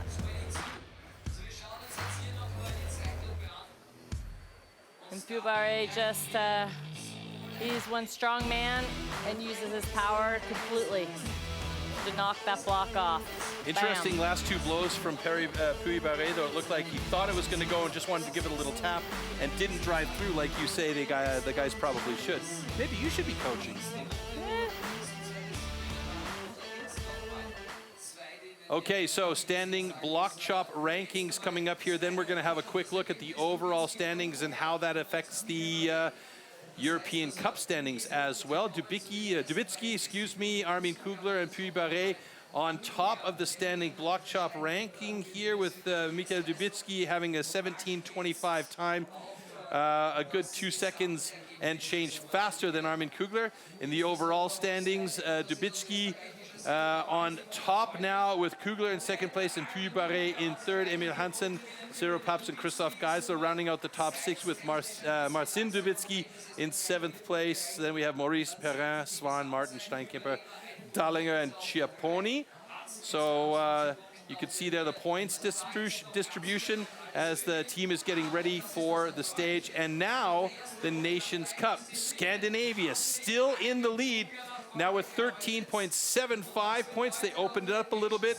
France in second place, Poland in third, Austria, Switzerland, Germany, and Italy rounding out the top 7 guys there, or the top 7 teams. So at the moment, Team Scandinavia still leading everything. It's unbelievable, but Team France is very, very close. So we could have a nice bit of changing of the guards as we move into the next round, where we only have 8 athletes moving on to the next round for the single buck, which is our next discipline. Let's take a look at the tool and discipline.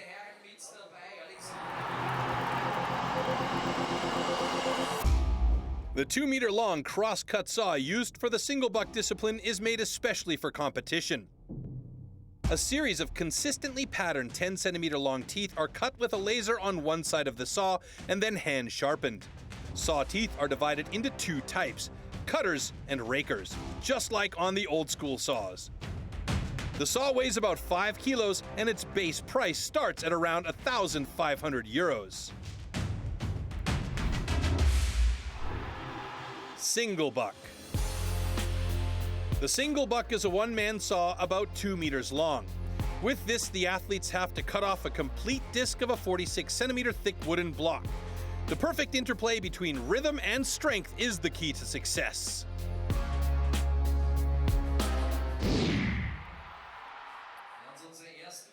So we've reduced our list of athletes down to now 8 athletes and 4 heats. Alexander Maurice will be going up against Marcin Dubitsky in heat number 1, Christoph Geisler and Cyril Pabst, and all Swiss heat number 2, Emil Hansen, Pierre Puy-Barré in heat 3, Armin Kugler and Mikhail Dubitsky in heat number 4. So this is an opportunity now that we do have 2 French athletes, 2 Swiss athletes, 2 Polish athletes, and only 1 Norwegian, or not Norwegian, but Nordic athlete in the mix here, that the French have an opportunity to try and catch up with the Nordics.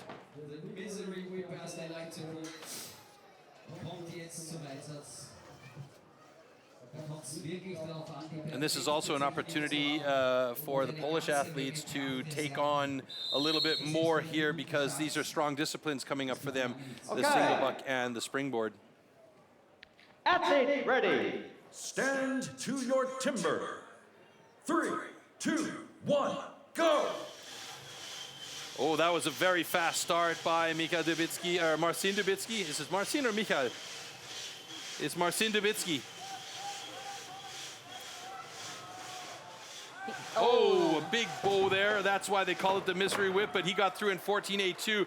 And Alexander Maurice with a 16.10 personal best. Very nice run for him.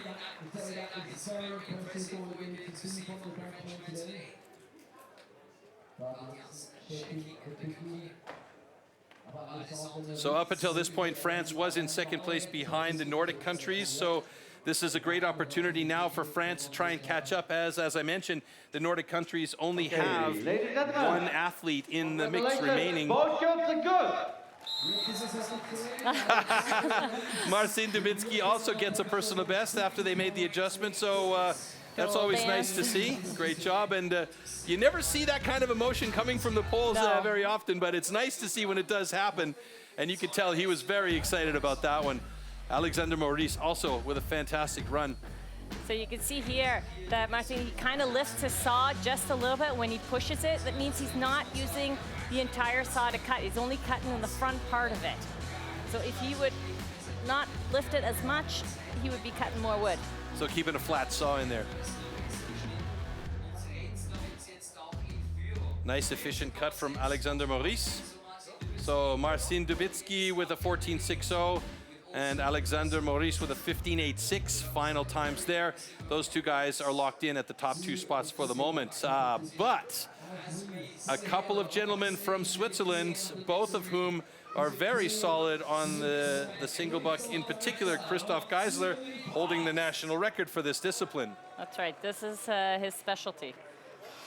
Now, we've seen plenty of battles in World Championships before where it's been Christoph Geisler and the guys from Australia and New Zealand and Canada all in and around the same position. Cyril Pabst getting ready here. Now, Cyril Pabst has got a bit of a slower personal best time, but this is an opportunity for him to play up, and we know that he can cut well because he cut very well at the Swiss Champions last weekend. Okay. Athlete ready. Stand to your timber. 3, 2, 1, go! So good long strokes there from both of them, almost even. They're both in sync. Spoke too soon. Yeah. Boy, it's really close between these 2 guys. Christoph Geisler is looking like he's going to get to the bottom. And Cyril Pabst got hooked up, and it's Christoph Geisler with a 17.33 unofficially. Cyril Pabst with an 18.62, and only by virtue of a hookup at the bottom. Otherwise, I think they would have been dead even with each other at the bottom of the cut.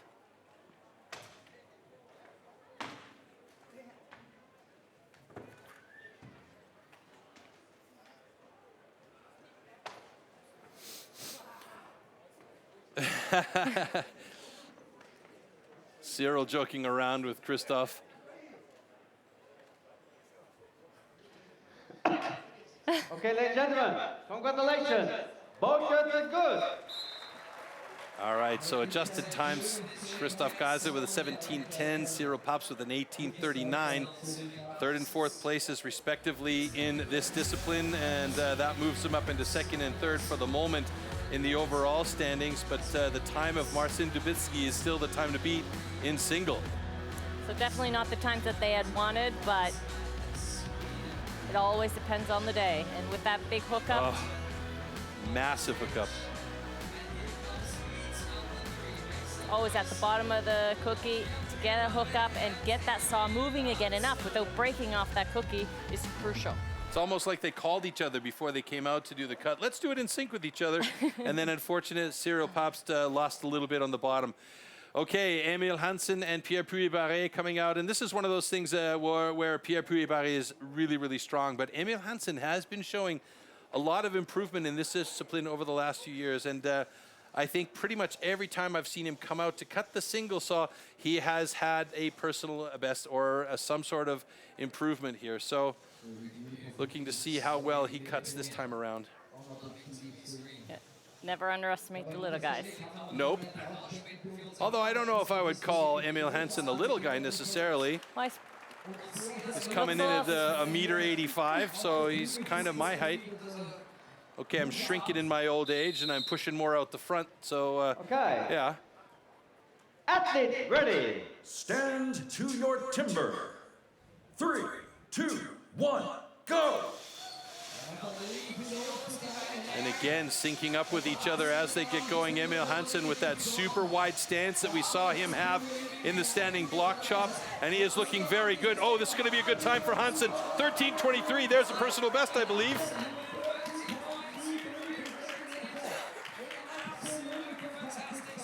Nope, excuse me. His 12:41 is his personal best. I lied. But it will be the fastest time. After adjustment, it looks like he's got a 12:97, and Pierre Puy-Barré slips into third place just behind Marcin Dubitsky with a 15:83. So far, only two personal bests, and that's Dubitsky and Maurice in their heat to start things off. Ladies and gentlemen, congratulations. Both cuts are good. All right, there you go. Good run by those two guys, and Emil Hansen takes over the top spot there. So he's still keeping the Nordic countries in the mix here, but it's 2 against 1 in this case. Each of the other countries has 2 athletes in the mix. So it's incredible how much of the saw he uses. So he does have to be careful, because you can see how the saw is going completely into the block, that if he doesn't lose his balance a little bit, that he doesn't pull that saw completely out, because then you need to pick it up off the ground, put it back into your cookie. Yeah, and again, look at that stance that he's got so deep in that final drive through. Very, very nice. And there we have that hookup from Pierre. Those little hookups always are just so, I don't even know how to say it. It angers me to see it over here, because you know the times could be like a half second to a second better without that hookup, and you always want to see that. All right, Michael Dubitsky and Armin Kugler is our last heat in the single buck here, heat number 4. And this is an opportunity for both of these guys to improve their standing for the country in the overall cup here.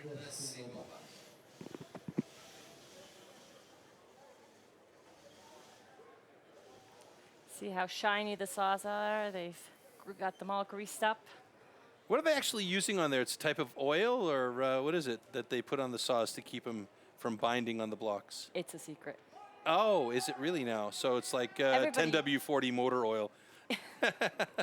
Everybody uses a little bit, something Okay. different. Athletes ready. Stand to your timber. 3, 2, 1, go!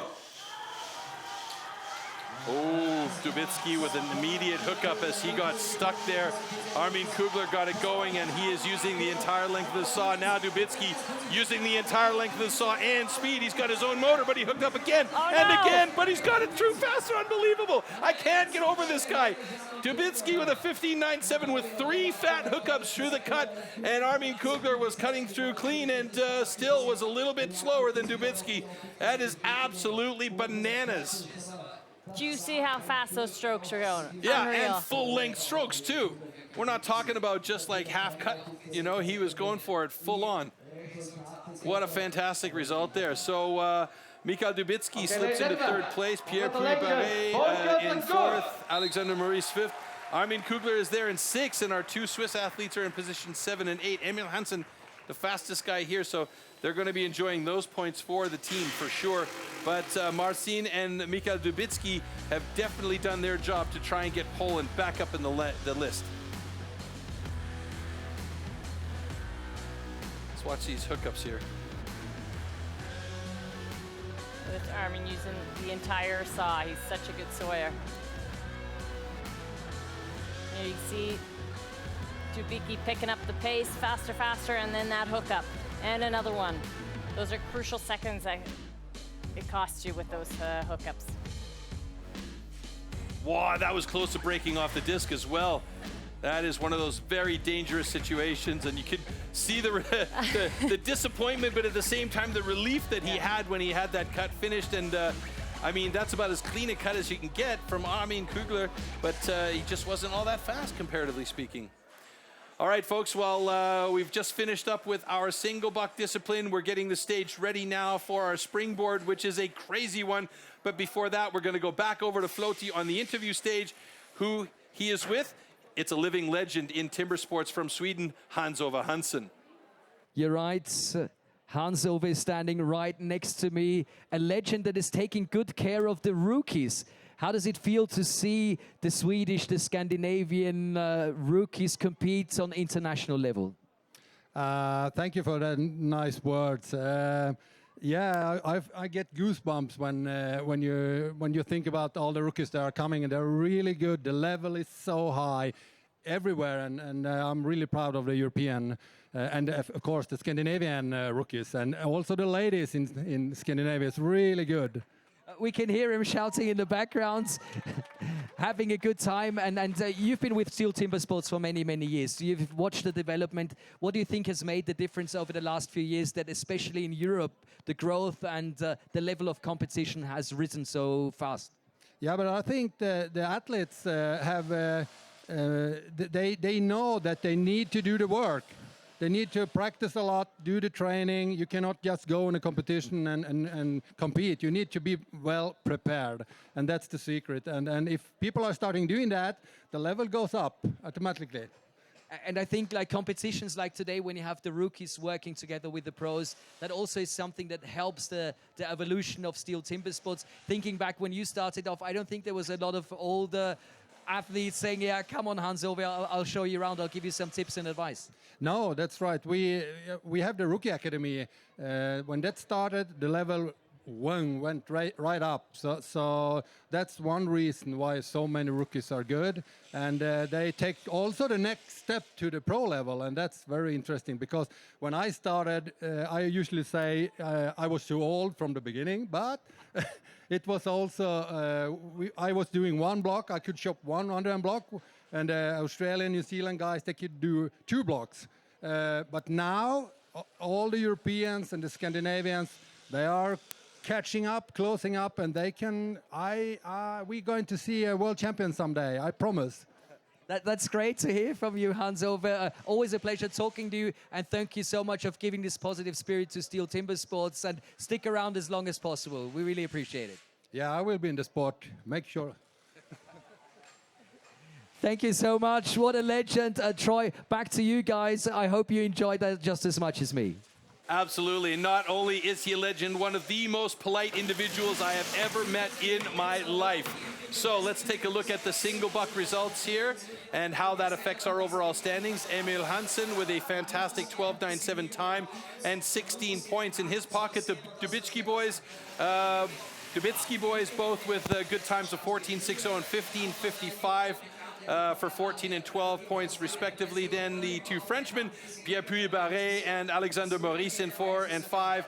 Armin Kugler, the only Austrian still in the mix here in position 6. Christoph Geisler and Cyril Paps in position 7 and 8. Let's take a look at the overall standings now.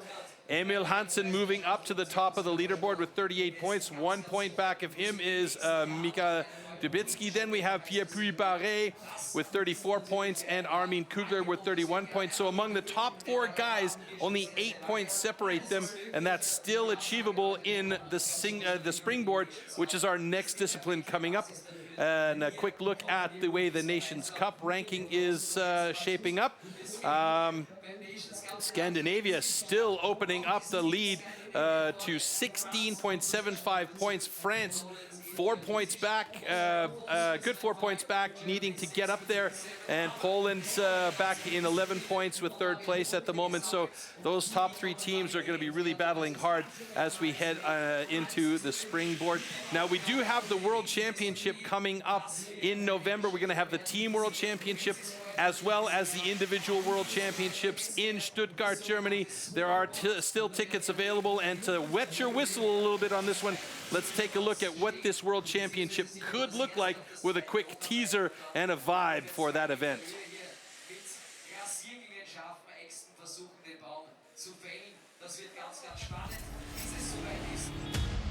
Herzlich willkommen, Stuttgart!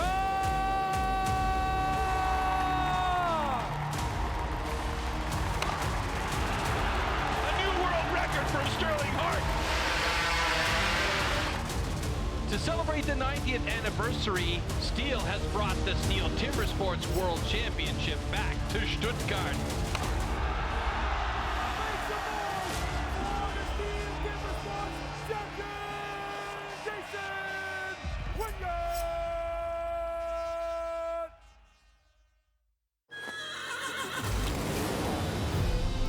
There's still some wild out there, but to look for it, you need something that can look adventure in the eye. Something built wild. You need a Bronco.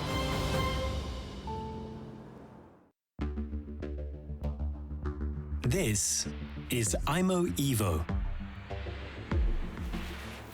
Cuts perfectly and looks after your lawn for you.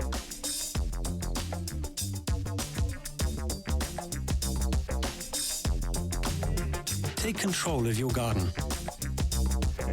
Perfect lawn, intelligent mowing. The next generation IMO, only from approved STIHL dealers or online. All right, so lots of action still to come, as you can maybe see in behind us there. They're still working on setting up the stands for our Springboard, one of the most difficult disciplines to become good at. There is lots of action still to go today, but we also still have lots of action left in our timber sports season. Let's take a look quickly at what's coming up.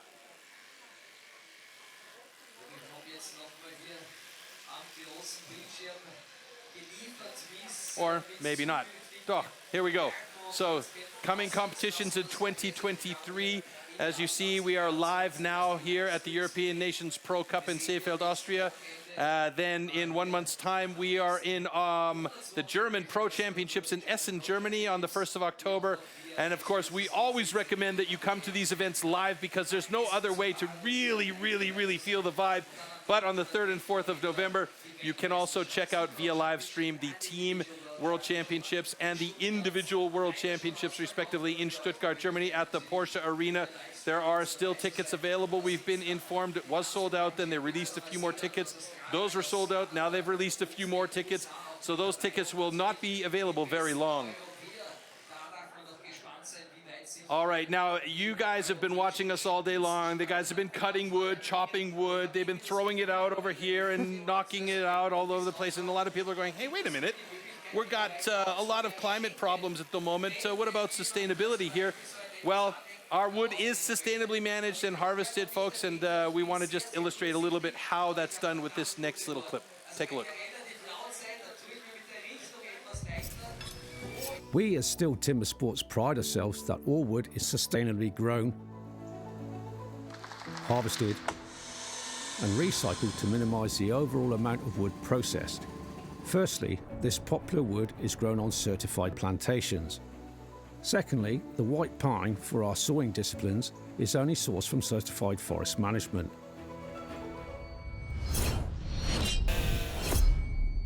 After all our stihl competitions, all the spent wood is collected and recycled right down to the wood chips and sawdust, which, for example, is converted into renewable energy in the form of wood pellets for biomass. We quest to find certified partners. This ensures that all newly planted trees are nurtured and managed, promoting maximum efficiency and sustainability for the future conservation of our valuable forests. Therefore, as you can see, with good harvesting practices and good management with silviculture, the ground is quickly replaced by new trees, or could even be used for arable for farmers and future rotations.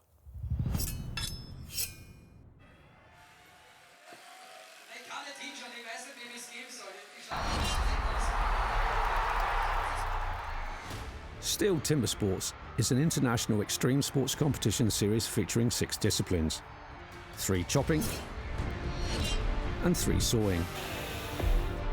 We have a premier competition, we need premier wood.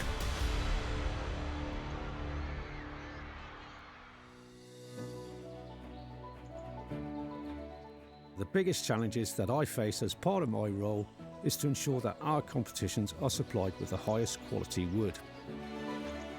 Each individual tree is examined for its conformation before processing.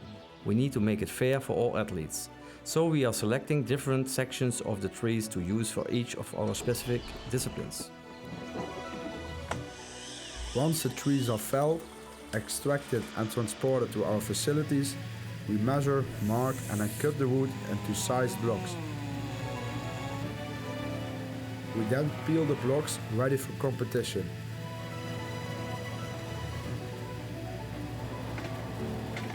After careful selection, the blocks then leave our yard and are distributed internationally to our STIHL Timbersports competitions.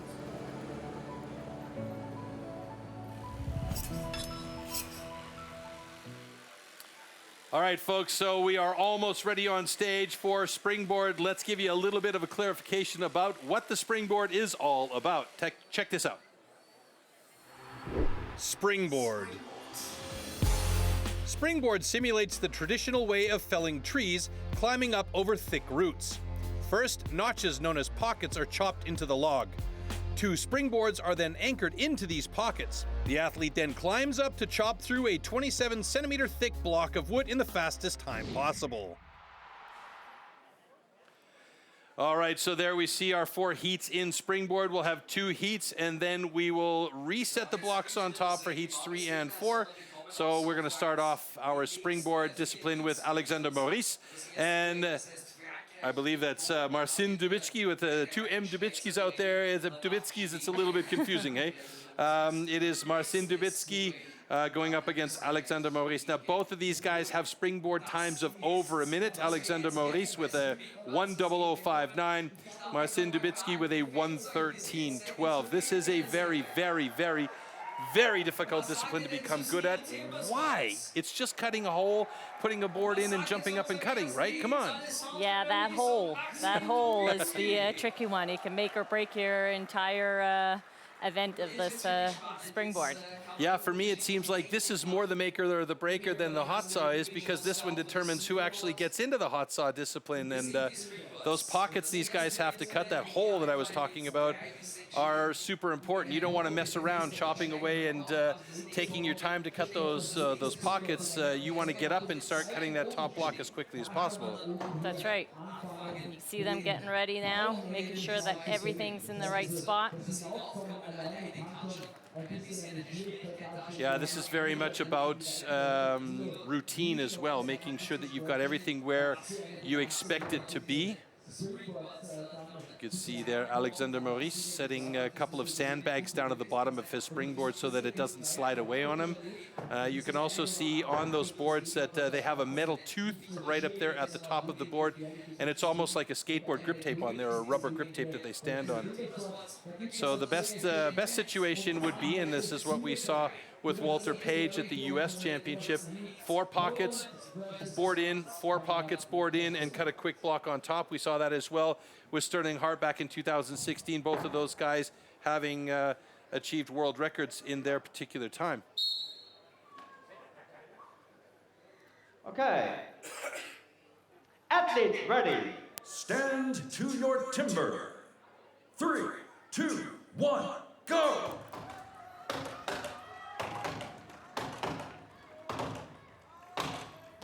So that's a 6-hit pocket for Alexander Maurice, and he's got himself a nice first board. Quick up. Marcin Dubitsky now on his first board. The first board is inconsequential at this point, really, though, Yolanda. It's about getting that second board in good position, and that's a really nice quick pocket for Alexander Maurice as he crawls up onto the top of that one, and that's as parallel as it gets. Hopefully it stays that way for him. Marcin Dubitsky is a heavier man, so for him, it's about making sure that second board is really stable, because 2 meters up with a razor-sharp axe in your hand, you don't want to fall down from there. That's right. Dubitsky setting his second board now and climbing up onto the top there. He wants to make sure that that tooth really sets well. Now we're starting to see a little bit of sag on Alexander Maurice's board, but he is switching to the other side. Could it be that he is going to have a best time here? He's getting close to cutting through as he's rounding up on the 1 minute mark, and he is almost there. Oh! 59.92 with a little extra hit. It might be that he was, with adjustment, gone over the minute mark. His personal best is 1 minute and 00, so 1:00:59. Dubitsky switching to the other side of his block now.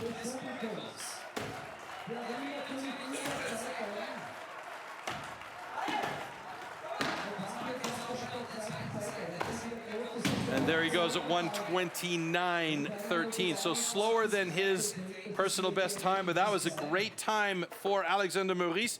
We have to wait and see how the adjustment from the competition control center comes in. Almost came through that first board as he jumped down. So hopefully we can get a look back at that here as we wait for the call from our head judge, Bart Janssen. Okay, ladies and gentlemen. Congratulations. Both shots are good. All right, so they did make an adjustment on Alexander Maurice's time, and it will not be a personal best for him, but he'll still take the points at this point with a 1:02.95, but he was very close. It was just that last cut. It was that last hit that it was holding on just with one little fiber. You can see here he had a 6-hit pocket on that bottom pocket, and he was quick to place the board, no fuss, no muss, and it was a solid board as well. He barely moved it. And you can see he didn't test the board first, so an experienced springboard chopper, he will literally just get on that board no matter what. And we could see that he was on that top board, and this is also a little bit of confidence on that top board. If he knows he's got a good board, the confidence is going to be higher up, but there was a little bit of sag as he got to the second side, and we can see here on the far side of our screen as he is starting to get through that second side, and like you said, it just hung on by a little fiber, and it was that last little driver that put him over the mark. And this is another situation also where you really have to be careful that you're cutting through and not wrenching, like you mentioned earlier on with the standing block chop. Okay, next heat is ready to go with Christoph Geisler and Cyril Paps, the two Swiss men going against each other. Christoph Geisler's personal best is under a minute at 53.06, so he'll be aiming for that, but we haven't seen a lot of guys achieve that under a minute time this year on the European side, because it's just not a discipline that's trained very often, is it? Okay. It's trained, but Absolutely. it's Ready. just it's Stand to your timber. what the day's like, 3, how you're feeling. 2, 1, go!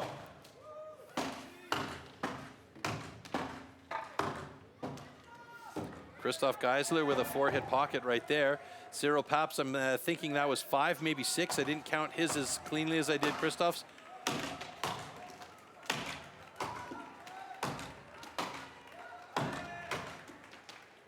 Five-hit pocket there for the second pocket. A little housekeeping for Christoph Geisler as he sets that second board. applies a little bit of pressure to try and lean in and get that tooth to take purchase. Cyril Pabst up on top of his. Cyril Pabst has got a much deeper angle on his board so he can step back, and he has actually got his foot way out back so he can push off that back foot. Christoph Geisler, meanwhile, has a little bit of sag, not much. He's almost parallel. So it's looking pretty good for Christoph as well as for Cyril. Could we have a time under a minute for either of these guys here as we round up to the minute mark here? 55, 56, 57. Not going to happen today, but they are getting close to moving to their second sides here. That's a wiggly block for Christoph Geisler, and it should take one or two drivers for him to get through there. So the block is actually split by Christoph, and that's what you see is the wiggly part. Oh, and that's a bit of a troublesome scene there. Now he's got some extra wood to get through. 122.09 and 122.76. So evenly raced heat there between the two Swiss athletes up on top. Great job by Christoph Geisler and Cyril Pabst. Obviously, neither of them want to have that time. They want to have quicker times, but like you were mentioning, it's about the day, it's about the feeling. And these guys have been battling all day long, you know. They've got... what do we have? We had the underhand chop, we had this stock saw, then we had the standing block chop, then we had the single buck to get to this point here. That's a long day of action.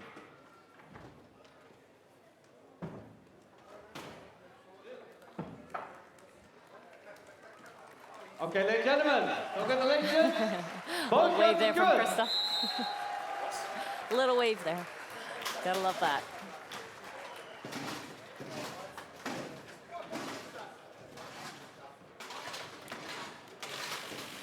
All right, so we're going to get into a bit of slow-mo action here. Watch the number of hits Christoph Geisler on the left-hand side takes to set that pocket. That's number 2. That's number 3. Ah, come on, guys. Number 4, and he gets that axe out of the way and sets that board quickly. Now, again, that first board, it's a bit inconsequential, but he got a quick board in there, so that's important. It gives you a good feeling, makes you think, good, all right, let's go for the next one. But he did have a few more hits there for that second pocket. Yeah, he was about 6 or 7 hits, I think, for the second pocket. And then if you watch as he leans on that board to try and give the tooth purchase, that's about a 2-second count. That's right.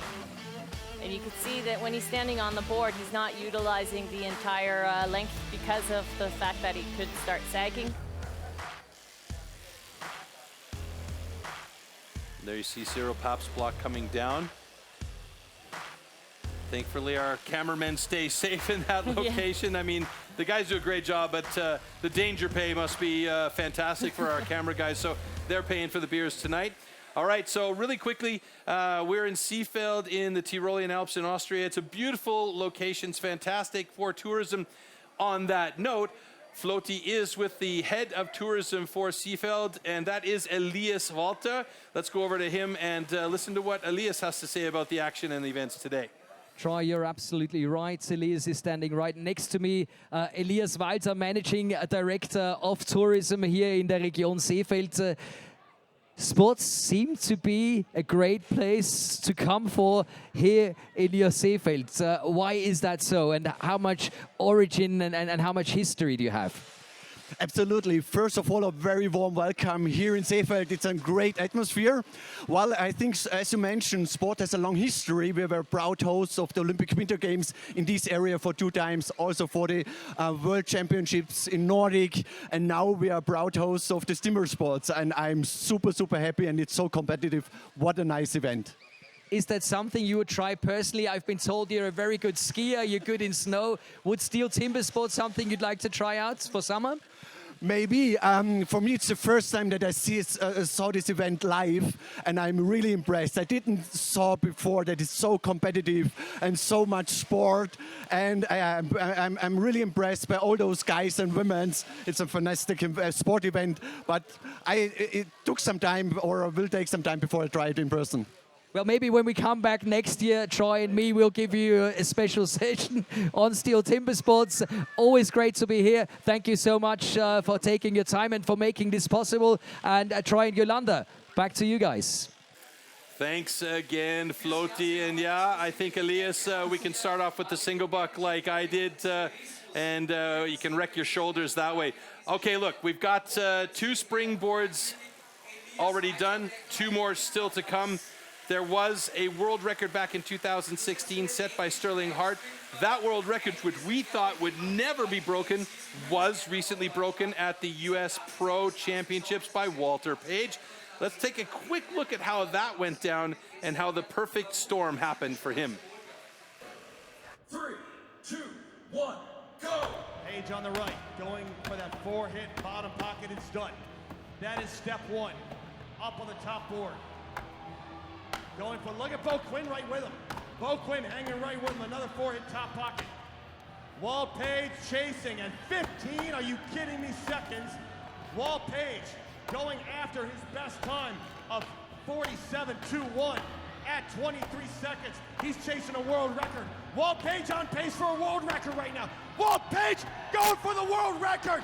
He's right there at 32 seconds. Can Page get it? He's done it. He's done it, a world record time. He's done it.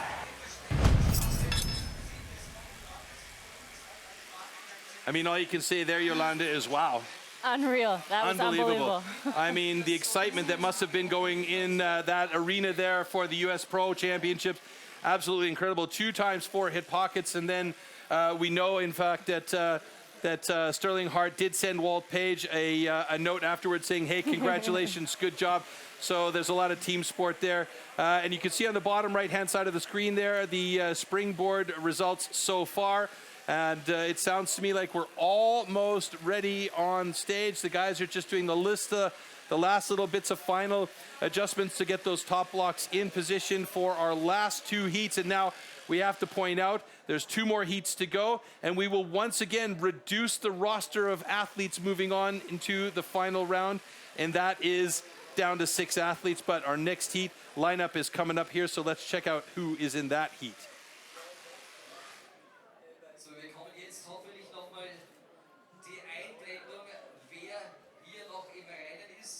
Or maybe we'll just talk about it here a little bit more.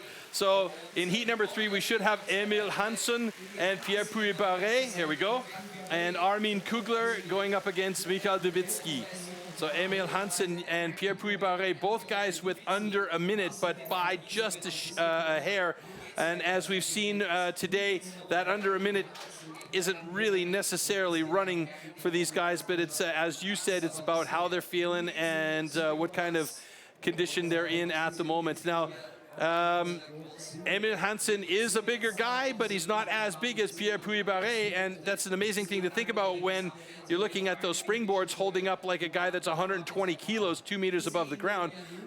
You got to be wondering what's going through their heads, because I mean, the rookies and the intermediates are doing training now with 1 springboard. What's that like?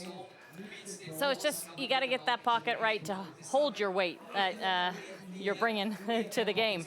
The 1 springboard is a great way to start for the rookies. They're getting that feeling. They're training those 4-hit pockets, and then for when they move up to the pros, then they'll be ready to do that second one.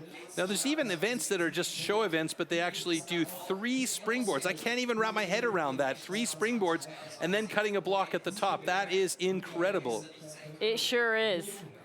All right, there you see Pierre Puy-Barret concentrating heavily on that first pocket location that he's going to be working. Emil Hansson is set as well.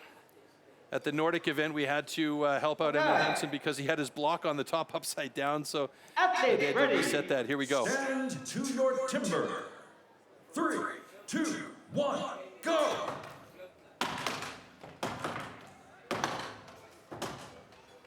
So Pierre Puy-Barret, 4-hit pocket. Emil Hansson, 6. Puy-Barret up and getting ready to set his second pocket. Emil Hansson really digging deep in with a lot of power with his hits. I don't know if that's necessary, is it? It depends on the tree that you have, how hard you got to hit to get that pocket done. Pierre Puy-Barret slightly in the lead as he gets up onto his second board. Emil Hansson struggling to get his axe out of the block, but he seems pretty confident on that board.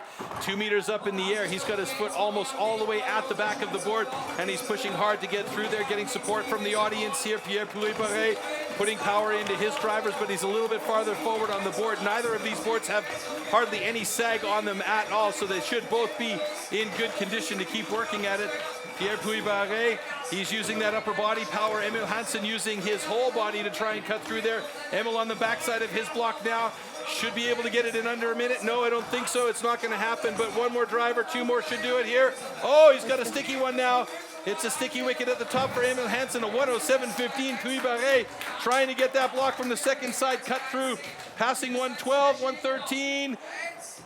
It's going to be like 116 and change. They stopped the time a little bit too early for him.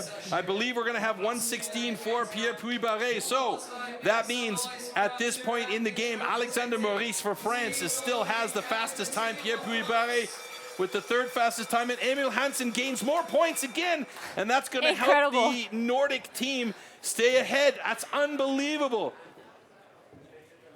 That is just an incredibly insane amount of skill that is required for this discipline.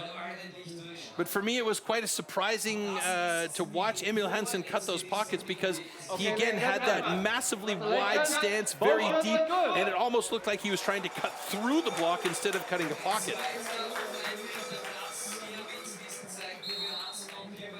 So Emil Hansen, you see from the orange square there that has the first in it, that means he is in first in the overall standings. And if I look at my scorecard here, he's got 52 points after Springboard.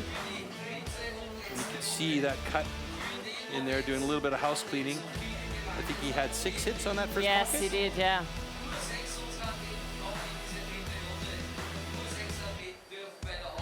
So a little bit of stick there, trying to get that axe out of the top block there.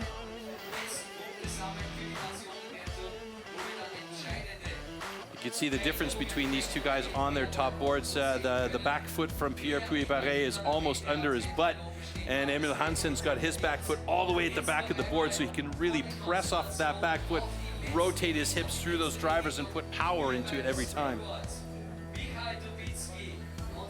So you can see here, he's trying to knock it off, but he's just not catching those fibers that are still attached to the block. This is also a little bit of fatigue by that point. You know, you can't aim the axe anymore because you're just so tired. You know, they call it arm pump and climbing. You're holding onto that axe. You've got to hold onto that axe. All right, coming up now, we have Armin Kugler and Mikael Dubitsky. Armin Kugler holds the national record for Austria with a 53.43.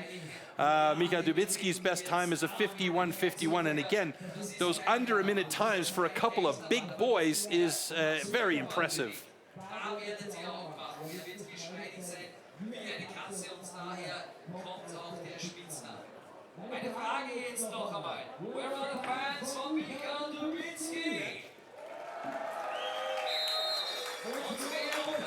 So you hear the crowd going wild for these guys. Should point out that that record for Armin Kugler, the national record for Springboard, he actually got that yesterday. Stand to your timber.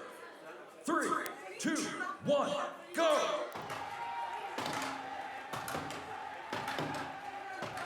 Four-hit pocket for Kugler. It's a little messy in there, but he doesn't care about that first one as he gets up there and starts setting his second hit pocket. 6 or 7 hits for Dubitsky.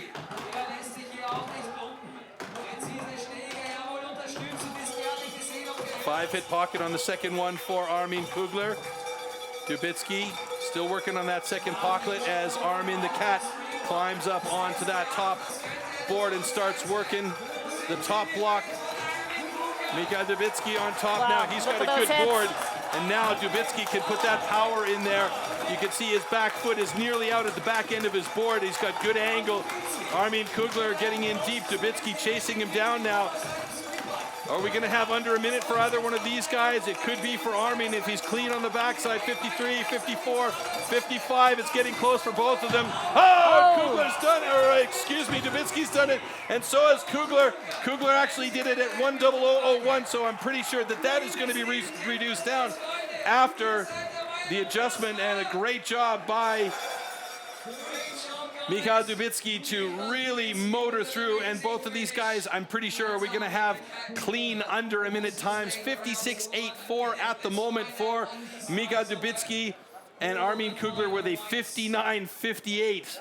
Really close heat between those two guys, and the only two guys so far in the competition under a minute. That pushes Emil Hansen's time down and into a 4th place. So that is a good thing for the Poles, but is it going to be enough to take over the ranking in the European Cup standings? Mikael Dubitsky has just taken over the top position in the overall standings for the pros. So let's take a look back here at the slow-mos.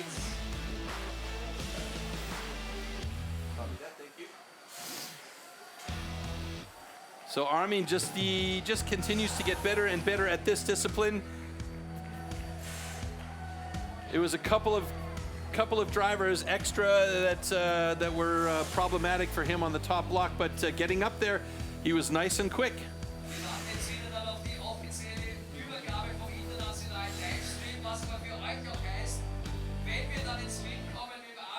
And there's that last driver from him.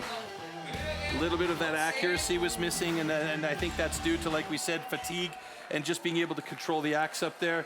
All right, folks, it sounds like Armin Kugler is over with floaty, and let's hear from our Austrian champion and how he felt on that springboard. For you, Troy, because I'm standing right next to the man. Yesterday, I thought, oh, this might be a bit too much for the next day, but it doesn't look like he's tired. Ich habe mir immer gestern gedacht, bei dem Einsatz und bei den Kraftreserven, die du bei den österreichischen Meisterschaften verbraucht hast, wirst du heute vielleicht ein bisschen was spüren, aber man hat nicht den Eindruck. Du gibst Vollgas. Ja, perfekt, richtig aufgewärmt. Kann so weitergehen. So he says it's been a warm-up for him. Man hat auch das Gefühl, die Fans, die sind auch aufgewärmt. Die haben hier richtig Spaß, dir zuzuschauen. Wie geil ist denn die Aussicht da oben?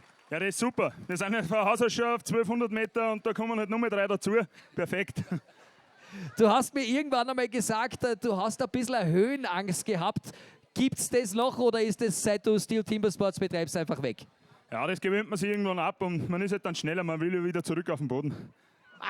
Das Geheimnis von Armin Kugler. Nochmal einen Riesenapplaus. So that's another secret that Armin has given away. He used to have, used to be scared of heights, and that's why he's so fast, because then he comes back down faster. Troy, that might be a good idea for you guys as well. Yeah, I don't know if you'll get me any time on a springboard in the near future. At least not at my girth. Let's take a look now at the springboard results here. Mika Dubitsky with a fantastic time under a minute of 56.84. Armin the Cat Kugler of 59.58. Doesn't look like he has too many problems with the height anymore, but I can understand him wanting to get back down off that thing as quick as possible, and he's done quite well at that today. Would you say, Yolanda? He has, definitely. Alexander Maurice with a time just over 1 minute. Not his best, but pretty close. And now let's see how that affects the overall standings. There you go. Dubitsky pushes Emil Hansen down into second place. 53 to 48 points is the difference. Armin Kugler now in third place with 45 points. And Pierre Puy-Barret from France rounding out the top 4 with 42 points. And then we jump into the 30s as we look down the rest of the list. So the Nations Cup standings, it's still Team Scandinavia well in the lead with 15.5 points, but France 3 points back with 12.5, Poland with 11.75, Austria with 10, and Switzerland, Germany, and Italy bringing up the rear with 5.25, 3.75, and 3 respectively. And now we are going to eliminate 2 more athletes from our list of 8 and moving on to the hot saw, which is our next discipline. Let's take a look at what this one means for the athletes.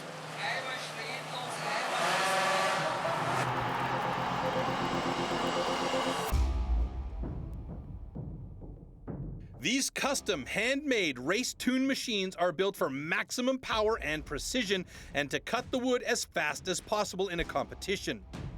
They are built with a 60 to 80 horsepower single-cylinder 2-stroke engine, often taken from a snowmobile or high-powered motorbike. The hot saw can weigh up to 30 kilograms and its chain rotates at over 250 kilometers an hour. The cost of a competition hot saw used in STIHL Timbersports is upward of 6,000 euros. Hot saw. For the hot saw, power saws are called into action and the athletes have a space of 15 centimeters to cut 3 complete discs off a 46 centimeter thick wooden block. Jumping the start or cutting over the line will result in a disqualification.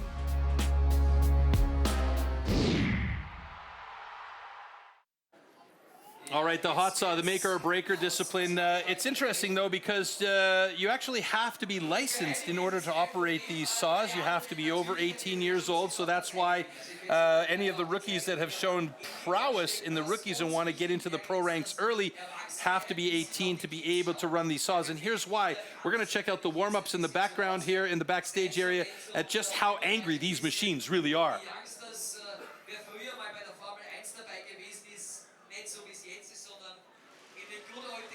So I believe that right there is a Rotax motor. The distinct sound between the Rotax and the Wankel. The Rotax are a bit whinier, you know, the Meme motors, and the Wankel motors are the ones that where you can really hear that deep throaty growl. I like the Wankel motors, quite honestly. Me too. That sound is for me absolutely the best thing. And if you're a gas head at all, you'll understand what I'm talking about.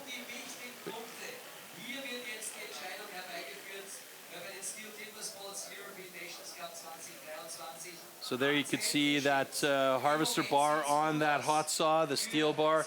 Pierre Puy-Beret, that's his machine, and he had a few problems getting that saw running at the French Championship, and now it seems to be working for him. So for him, it's all about getting out there and having a good, clean hot saw. Our hot saw start list looks like this: Marcin Dubitsky, Alexander Maurice, Pierre Puy-Beret, Armin Kugler, Emil Hansen, and Mika Dubitsky. And you can see in the background there more warm-ups going on as we have our picture-in-picture running. And it's also, you see those two Lexon screens that are there. Those screens will be transferred up onto the stage. It's kind of basically like bulletproof glass in case a chain flies off or some parts go disappearing on the athletes and head in one or the other direction to protect the guys that are on stage. So we'll have our first athletes coming up on stage shortly for this hot saw discipline, the maker or the breaker. And we'll find hopefully who our first heat is on screen in just a second, of Marcin Dubitsky and Alexander Maurice.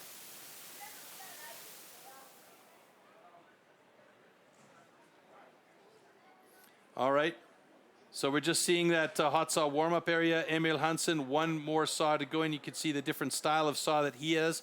And that's got the big fat bar on it, and you know that Hans-Ove Hansen's definitely had a hand in the build of that saw there. And because these saws are so expensive, between 6,000 and 8,000 euros for one of these machines, very often a new athlete who's coming in won't have their own hot saw, and they'll borrow one of the saws from Bart Janssen Events here. So that's a nice thing. Yep. Got to be fair for everyone, so we want to give everyone that chance to compete. Pierman had the same problem at the Swiss Championships. His saw was actually not working correctly, and he had to borrow a saw. And it worked out pretty well for him, actually, didn't it? It sure did. Oh. There you go. Wankel motor. Love that sound. It's fantastic. And if you're in the audience live at any one of these events, make sure you bring some earplugs or some ear protectors with you because they are very loud. I will say one thing before we start with the actual heats for the hot saw. We're going to say very little because there is so much going on stage that's so loud. You basically should not blink once the action happens on stage because it's going to be over in the blink of an eye. 4.62 seconds for the world record. Season's best 4.75. Those are incredibly fast times, especially on these monster modified saws. All right, Marcin Dubitsky coming out with a national record of 6.94, going up against Alexander Maurice, who's got a personal best of 6.46. So two pretty evenly matched up guys based on the tail of the tape.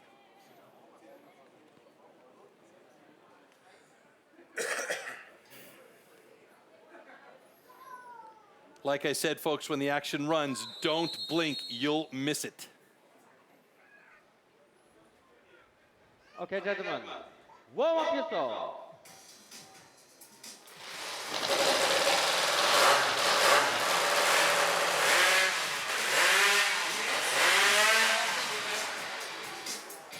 Let's not forget these saws weigh 35 kilos, correct? Thereabouts? That's right. It's not like picking up a bag and just walking away with it. No, this is true. So what you've got to deal with is a heavy piece of equipment that has a high-performance motor.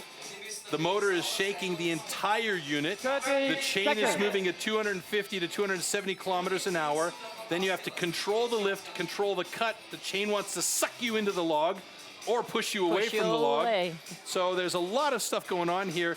And in order to have a good, clean cut, you need to have some power behind you. You need to have a solid core. You need to have strong shoulders and arms.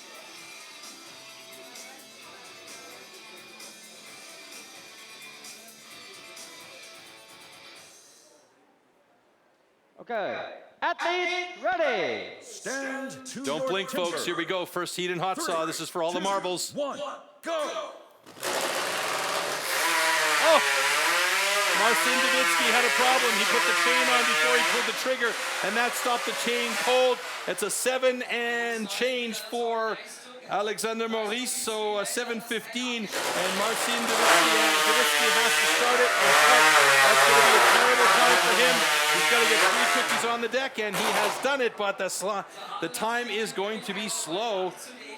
22.14. Now, I think I saw what happened. He lifted the saw up and he put it in place before he pulled the trigger, and that stopped the chain completely. And that was one thin cookie he did there, the third one.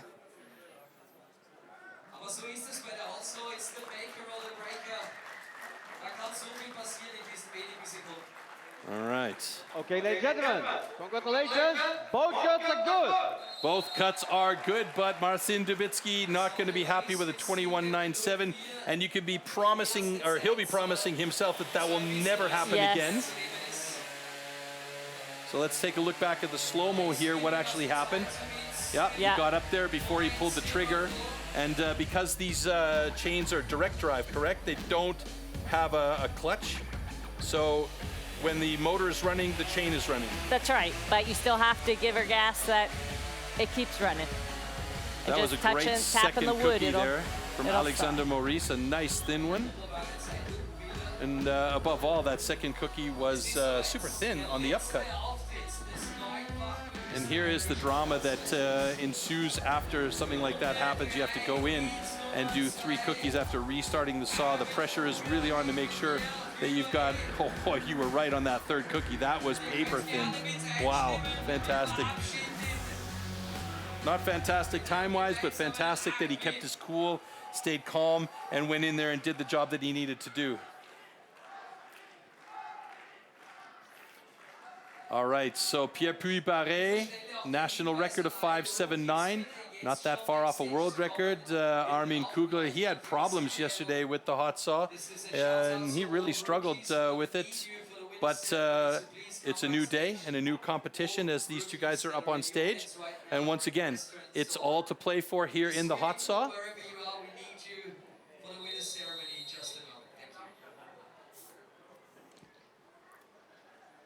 Okay, gentlemen.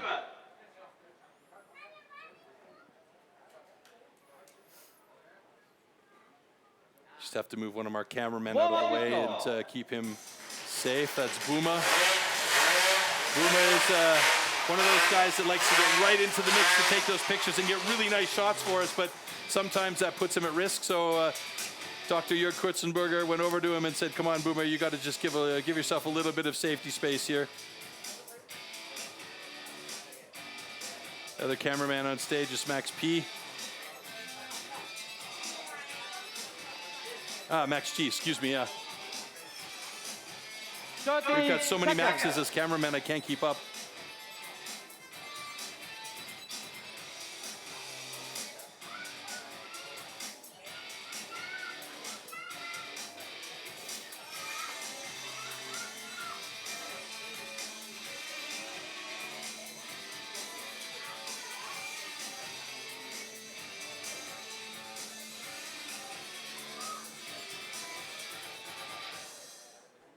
Athletes ready. Stand to your timber. 3, 2, 1, go.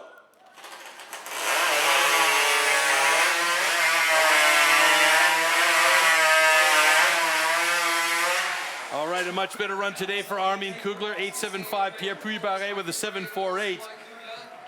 Oh, broken cookie. Is it complete, though? It looks like it is, so that should be fair. That was a situation we talked about earlier on. If the cookie falls and breaks but still is complete, it is a safe cut. A couple of big cookies there for Armin Kugler. Remember, they only have 15 centimeters to cut. That's minimal. Okay, ladies and gentlemen, both cuts are good.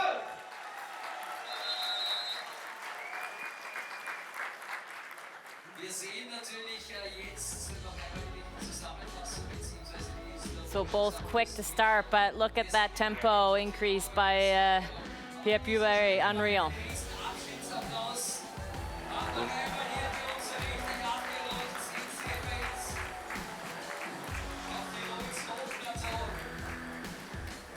This was a much better cut today than it was yesterday. Armin really had some problems, and here we see Pierre-Puy Barré. Oh, that's a nice thin second cookie there by him. Very nice job. And he's usually really, really solid in this discipline as well. All right. Folks, this is it. This is for all the marbles. Emil Hansen could regain the lead in the overall standings here with a good cut, or Mika Dubitsky could take the young man down. Tail of the tape has the advantage going to Emil Hansen, but pressure is a funny thing.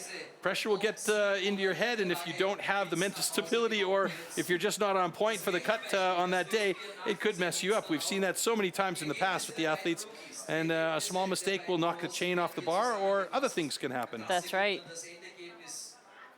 So the results from our rookies this morning and the results from our pros this afternoon, they will be added together and then mathematically divided.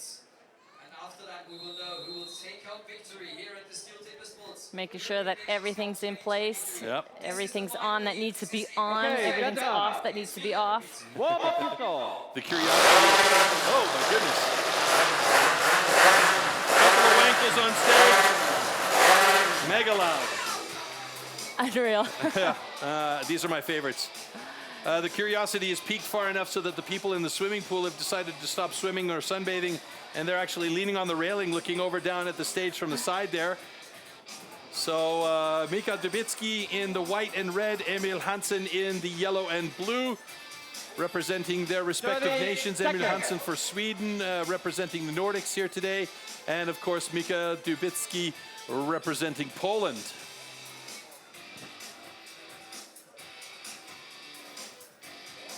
So this could be the defense of the title for the Nordics, and another win for the Nordics in the European Nations Cup. We will see. I'm fairly secure in saying that that is going to be the case, but I'm not a math guy, so we'll leave that up to the computers and the people that are smarter than I am. 3, 2, 1, go!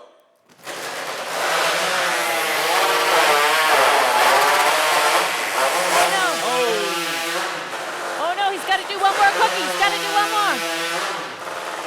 That was a cutout by Mika Dubitsky. That's going to kill his time, a 7:70 and change here, 7:23, excuse me. Let's see, no, he's way off that, 21:97, the timer stopped it. Emil Hansen with a good time of 6:20. We got a little bit befuddled there as I believe we had a cutout. Yeah, you can see the one cookie that was cut out at the bottom. That means that that time was killed by Mika Dubitsky because he had to go back and do the extra cut, which you noticed right away, Yolanda, was great. Okay. Another reason why you're here, to keep me honest. Both cuts are good. All right, so that's a great time from Emil Hansen. I'm pretty sure that has secured the Nordics the win in the European Nations Cup, but we'll take a look first at the playback here.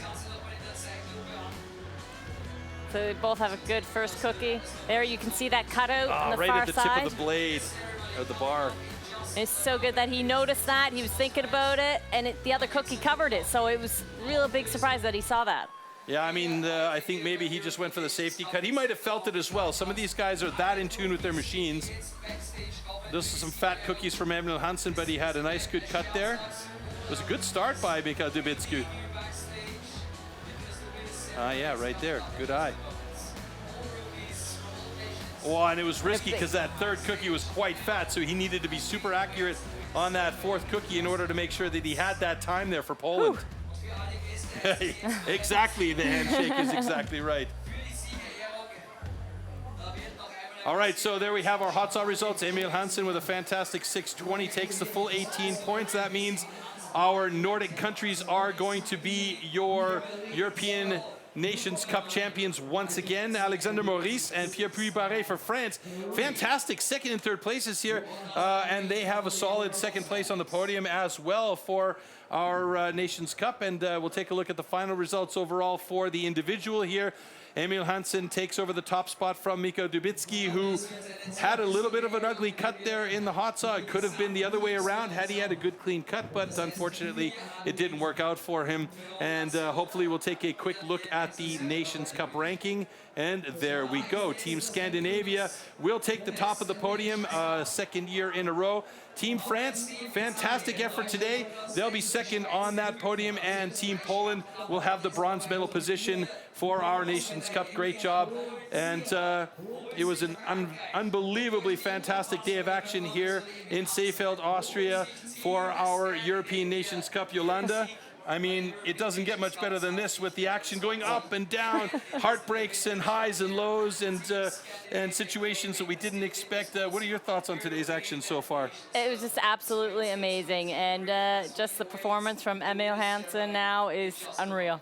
Yeah, it was crazy to start the day off for the German side, a DQ and a 5-point reduction. I mean, it was a hard start for them, and that might have been a mental battle for them from the get-go. We know that their skill level is absolutely on point with everybody else here, but that was just a bit of a hard start for them, generally speaking. But I mean, the Nordic nations came out and they were dominant today in the rookies as well as in the pro level. So, I mean, it's just been fantastic defense of the title for the Nordic nations. And we are going to go back up onto the stage, bring up all of our athletes, both the rookies and the pros, and get going with our award ceremony for this European Nations Cup 2023.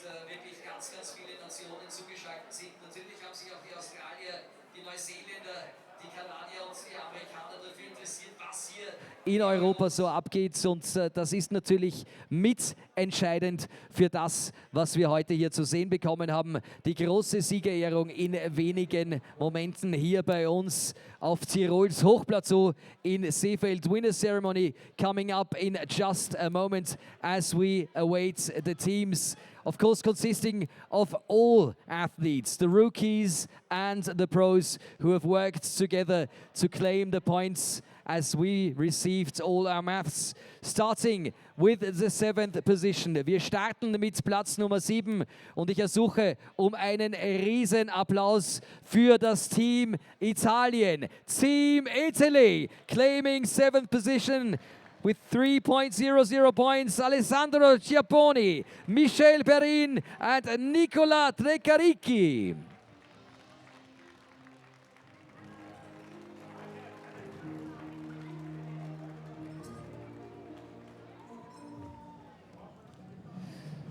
Heute hier zu dritt angetreten und mit dem 7. Platz nach Hause gekommen. Die Medaillen gibt es wieder von Magister Alexander Hembach, dem Geschäftsführer von STIHL Österreich.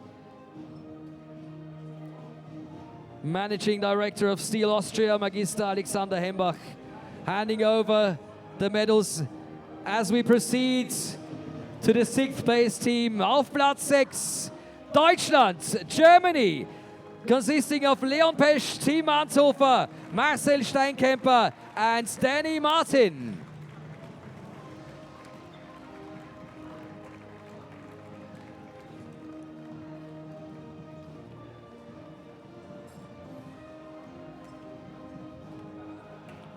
Definitely one of the teams to look out for over the next few years, with a bit of difficulties in the beginning of this tournament.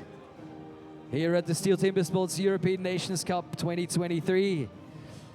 Magister Alexander Hembach handing over the medals as we await the 5th place team. Ladies and gentlemen, give it up for the team of Switzerland. Auf Platz 5 die Schweiz. Albert Greger, Jeffrey Hübscher, Christoph Geisler and Cyril Papst.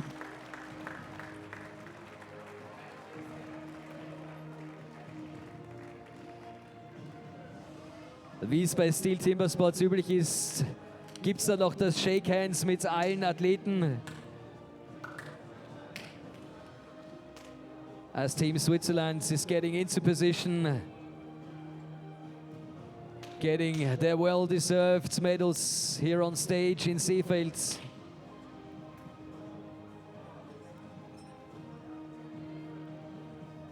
And while the medals are being handed over, we await the team that ended up in 4th position. Nur ganz knapp am Podium vorbeigeschrammt. Ein Punkteschnitt von 10,0, 10,5 hätte man gebraucht fürs Podium. Also eine wirklich tolle Leistung. Die Gastgeber, machen wir Lärm für Team Österreich. Team Austria, coming up on stage, Robin Konicek, Lukas Wagesreiter, Armin Kugler und Günther Dallinger.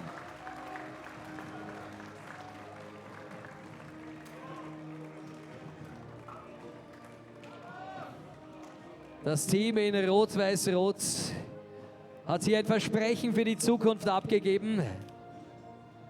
Da ist noch einiges möglich und da freut sich natürlich auch Magister Alexander Hembach, wenn er jetzt dieser starken Mannschaft die Medaillen umhängen darf. Da müssen wir schauen, dass wir genug Platz haben auf der Bühne. Hopefully we have enough space on stage as we await the bronze medalists.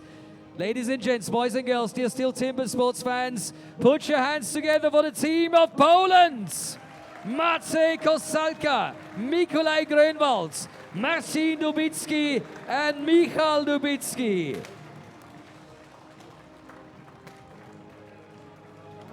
The bronze medalists of this year's European Nations Cup. Well-deserved, great performance by all 4 athletes. Stepping on the podium right now as we await the silver medalists. Please welcome on stage the team of France, Vincent Roussel, Loic Wanson, Alexandre Meurice and Pierre Puy-Barret.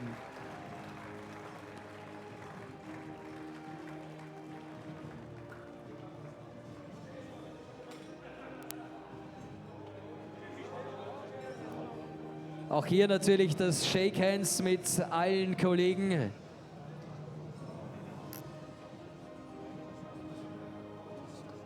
Und jetzt auch mit den Drittplatzierten. High fives with the team of Poland as France approach the podium, stepping up to get the STIHL Timbersports European Nations Cup silver medals from the hands of Alexander Hembach, the managing director of STIHL Austria.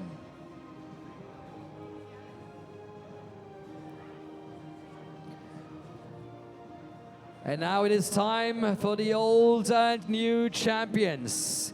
They have done it again. Please welcome on stage Team Scandinavia. Espen Pedersen, Edvin Karlsson, Ferry Svan and Emil Hansen.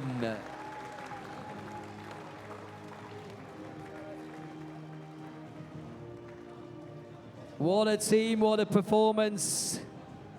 Reclaiming their title, having already won in 2022. So here they are in Seefeld, Tirol, to reclaim the title, STIHL Timbersports European Nations Cup. Here are the winners stepping up on the podium. Give it up for Team Scandinavia.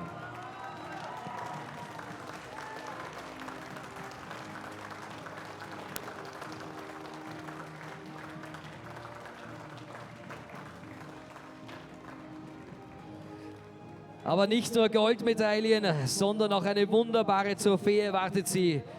Magister Elias Walser, Managing Director of Tourism Region Seefeld, wird sie jetzt bringen. Hier kommt die Trophäe unter dem hoffentlich tosenden Applaus.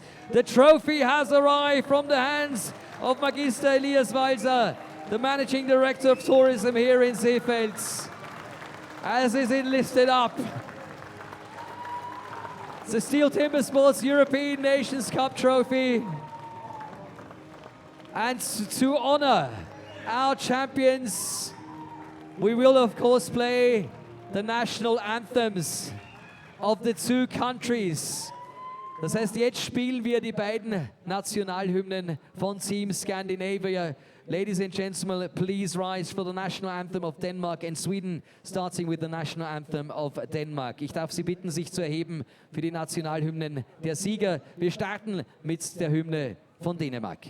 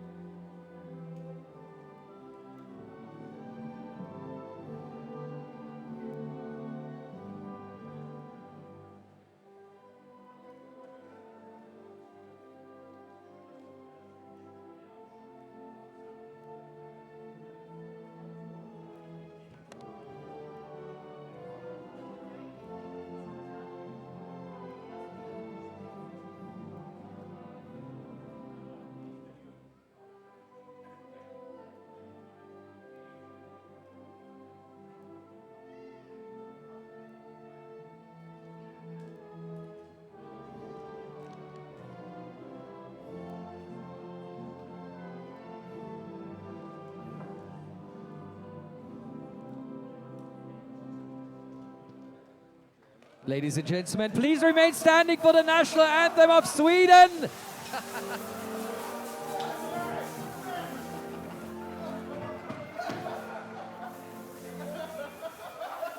So here comes the national anthem of Sweden in a champagne shower, as obviously all athletes could not wait. The second anthem, celebrating here at the STIHL TIMBERSPORTS European Nations Cup 2023. Cheers to all athletes. I am not sure if we're still getting that anthem in the background or if celebrations have already started. We will find out in just a moment. The winners' pictures coming up.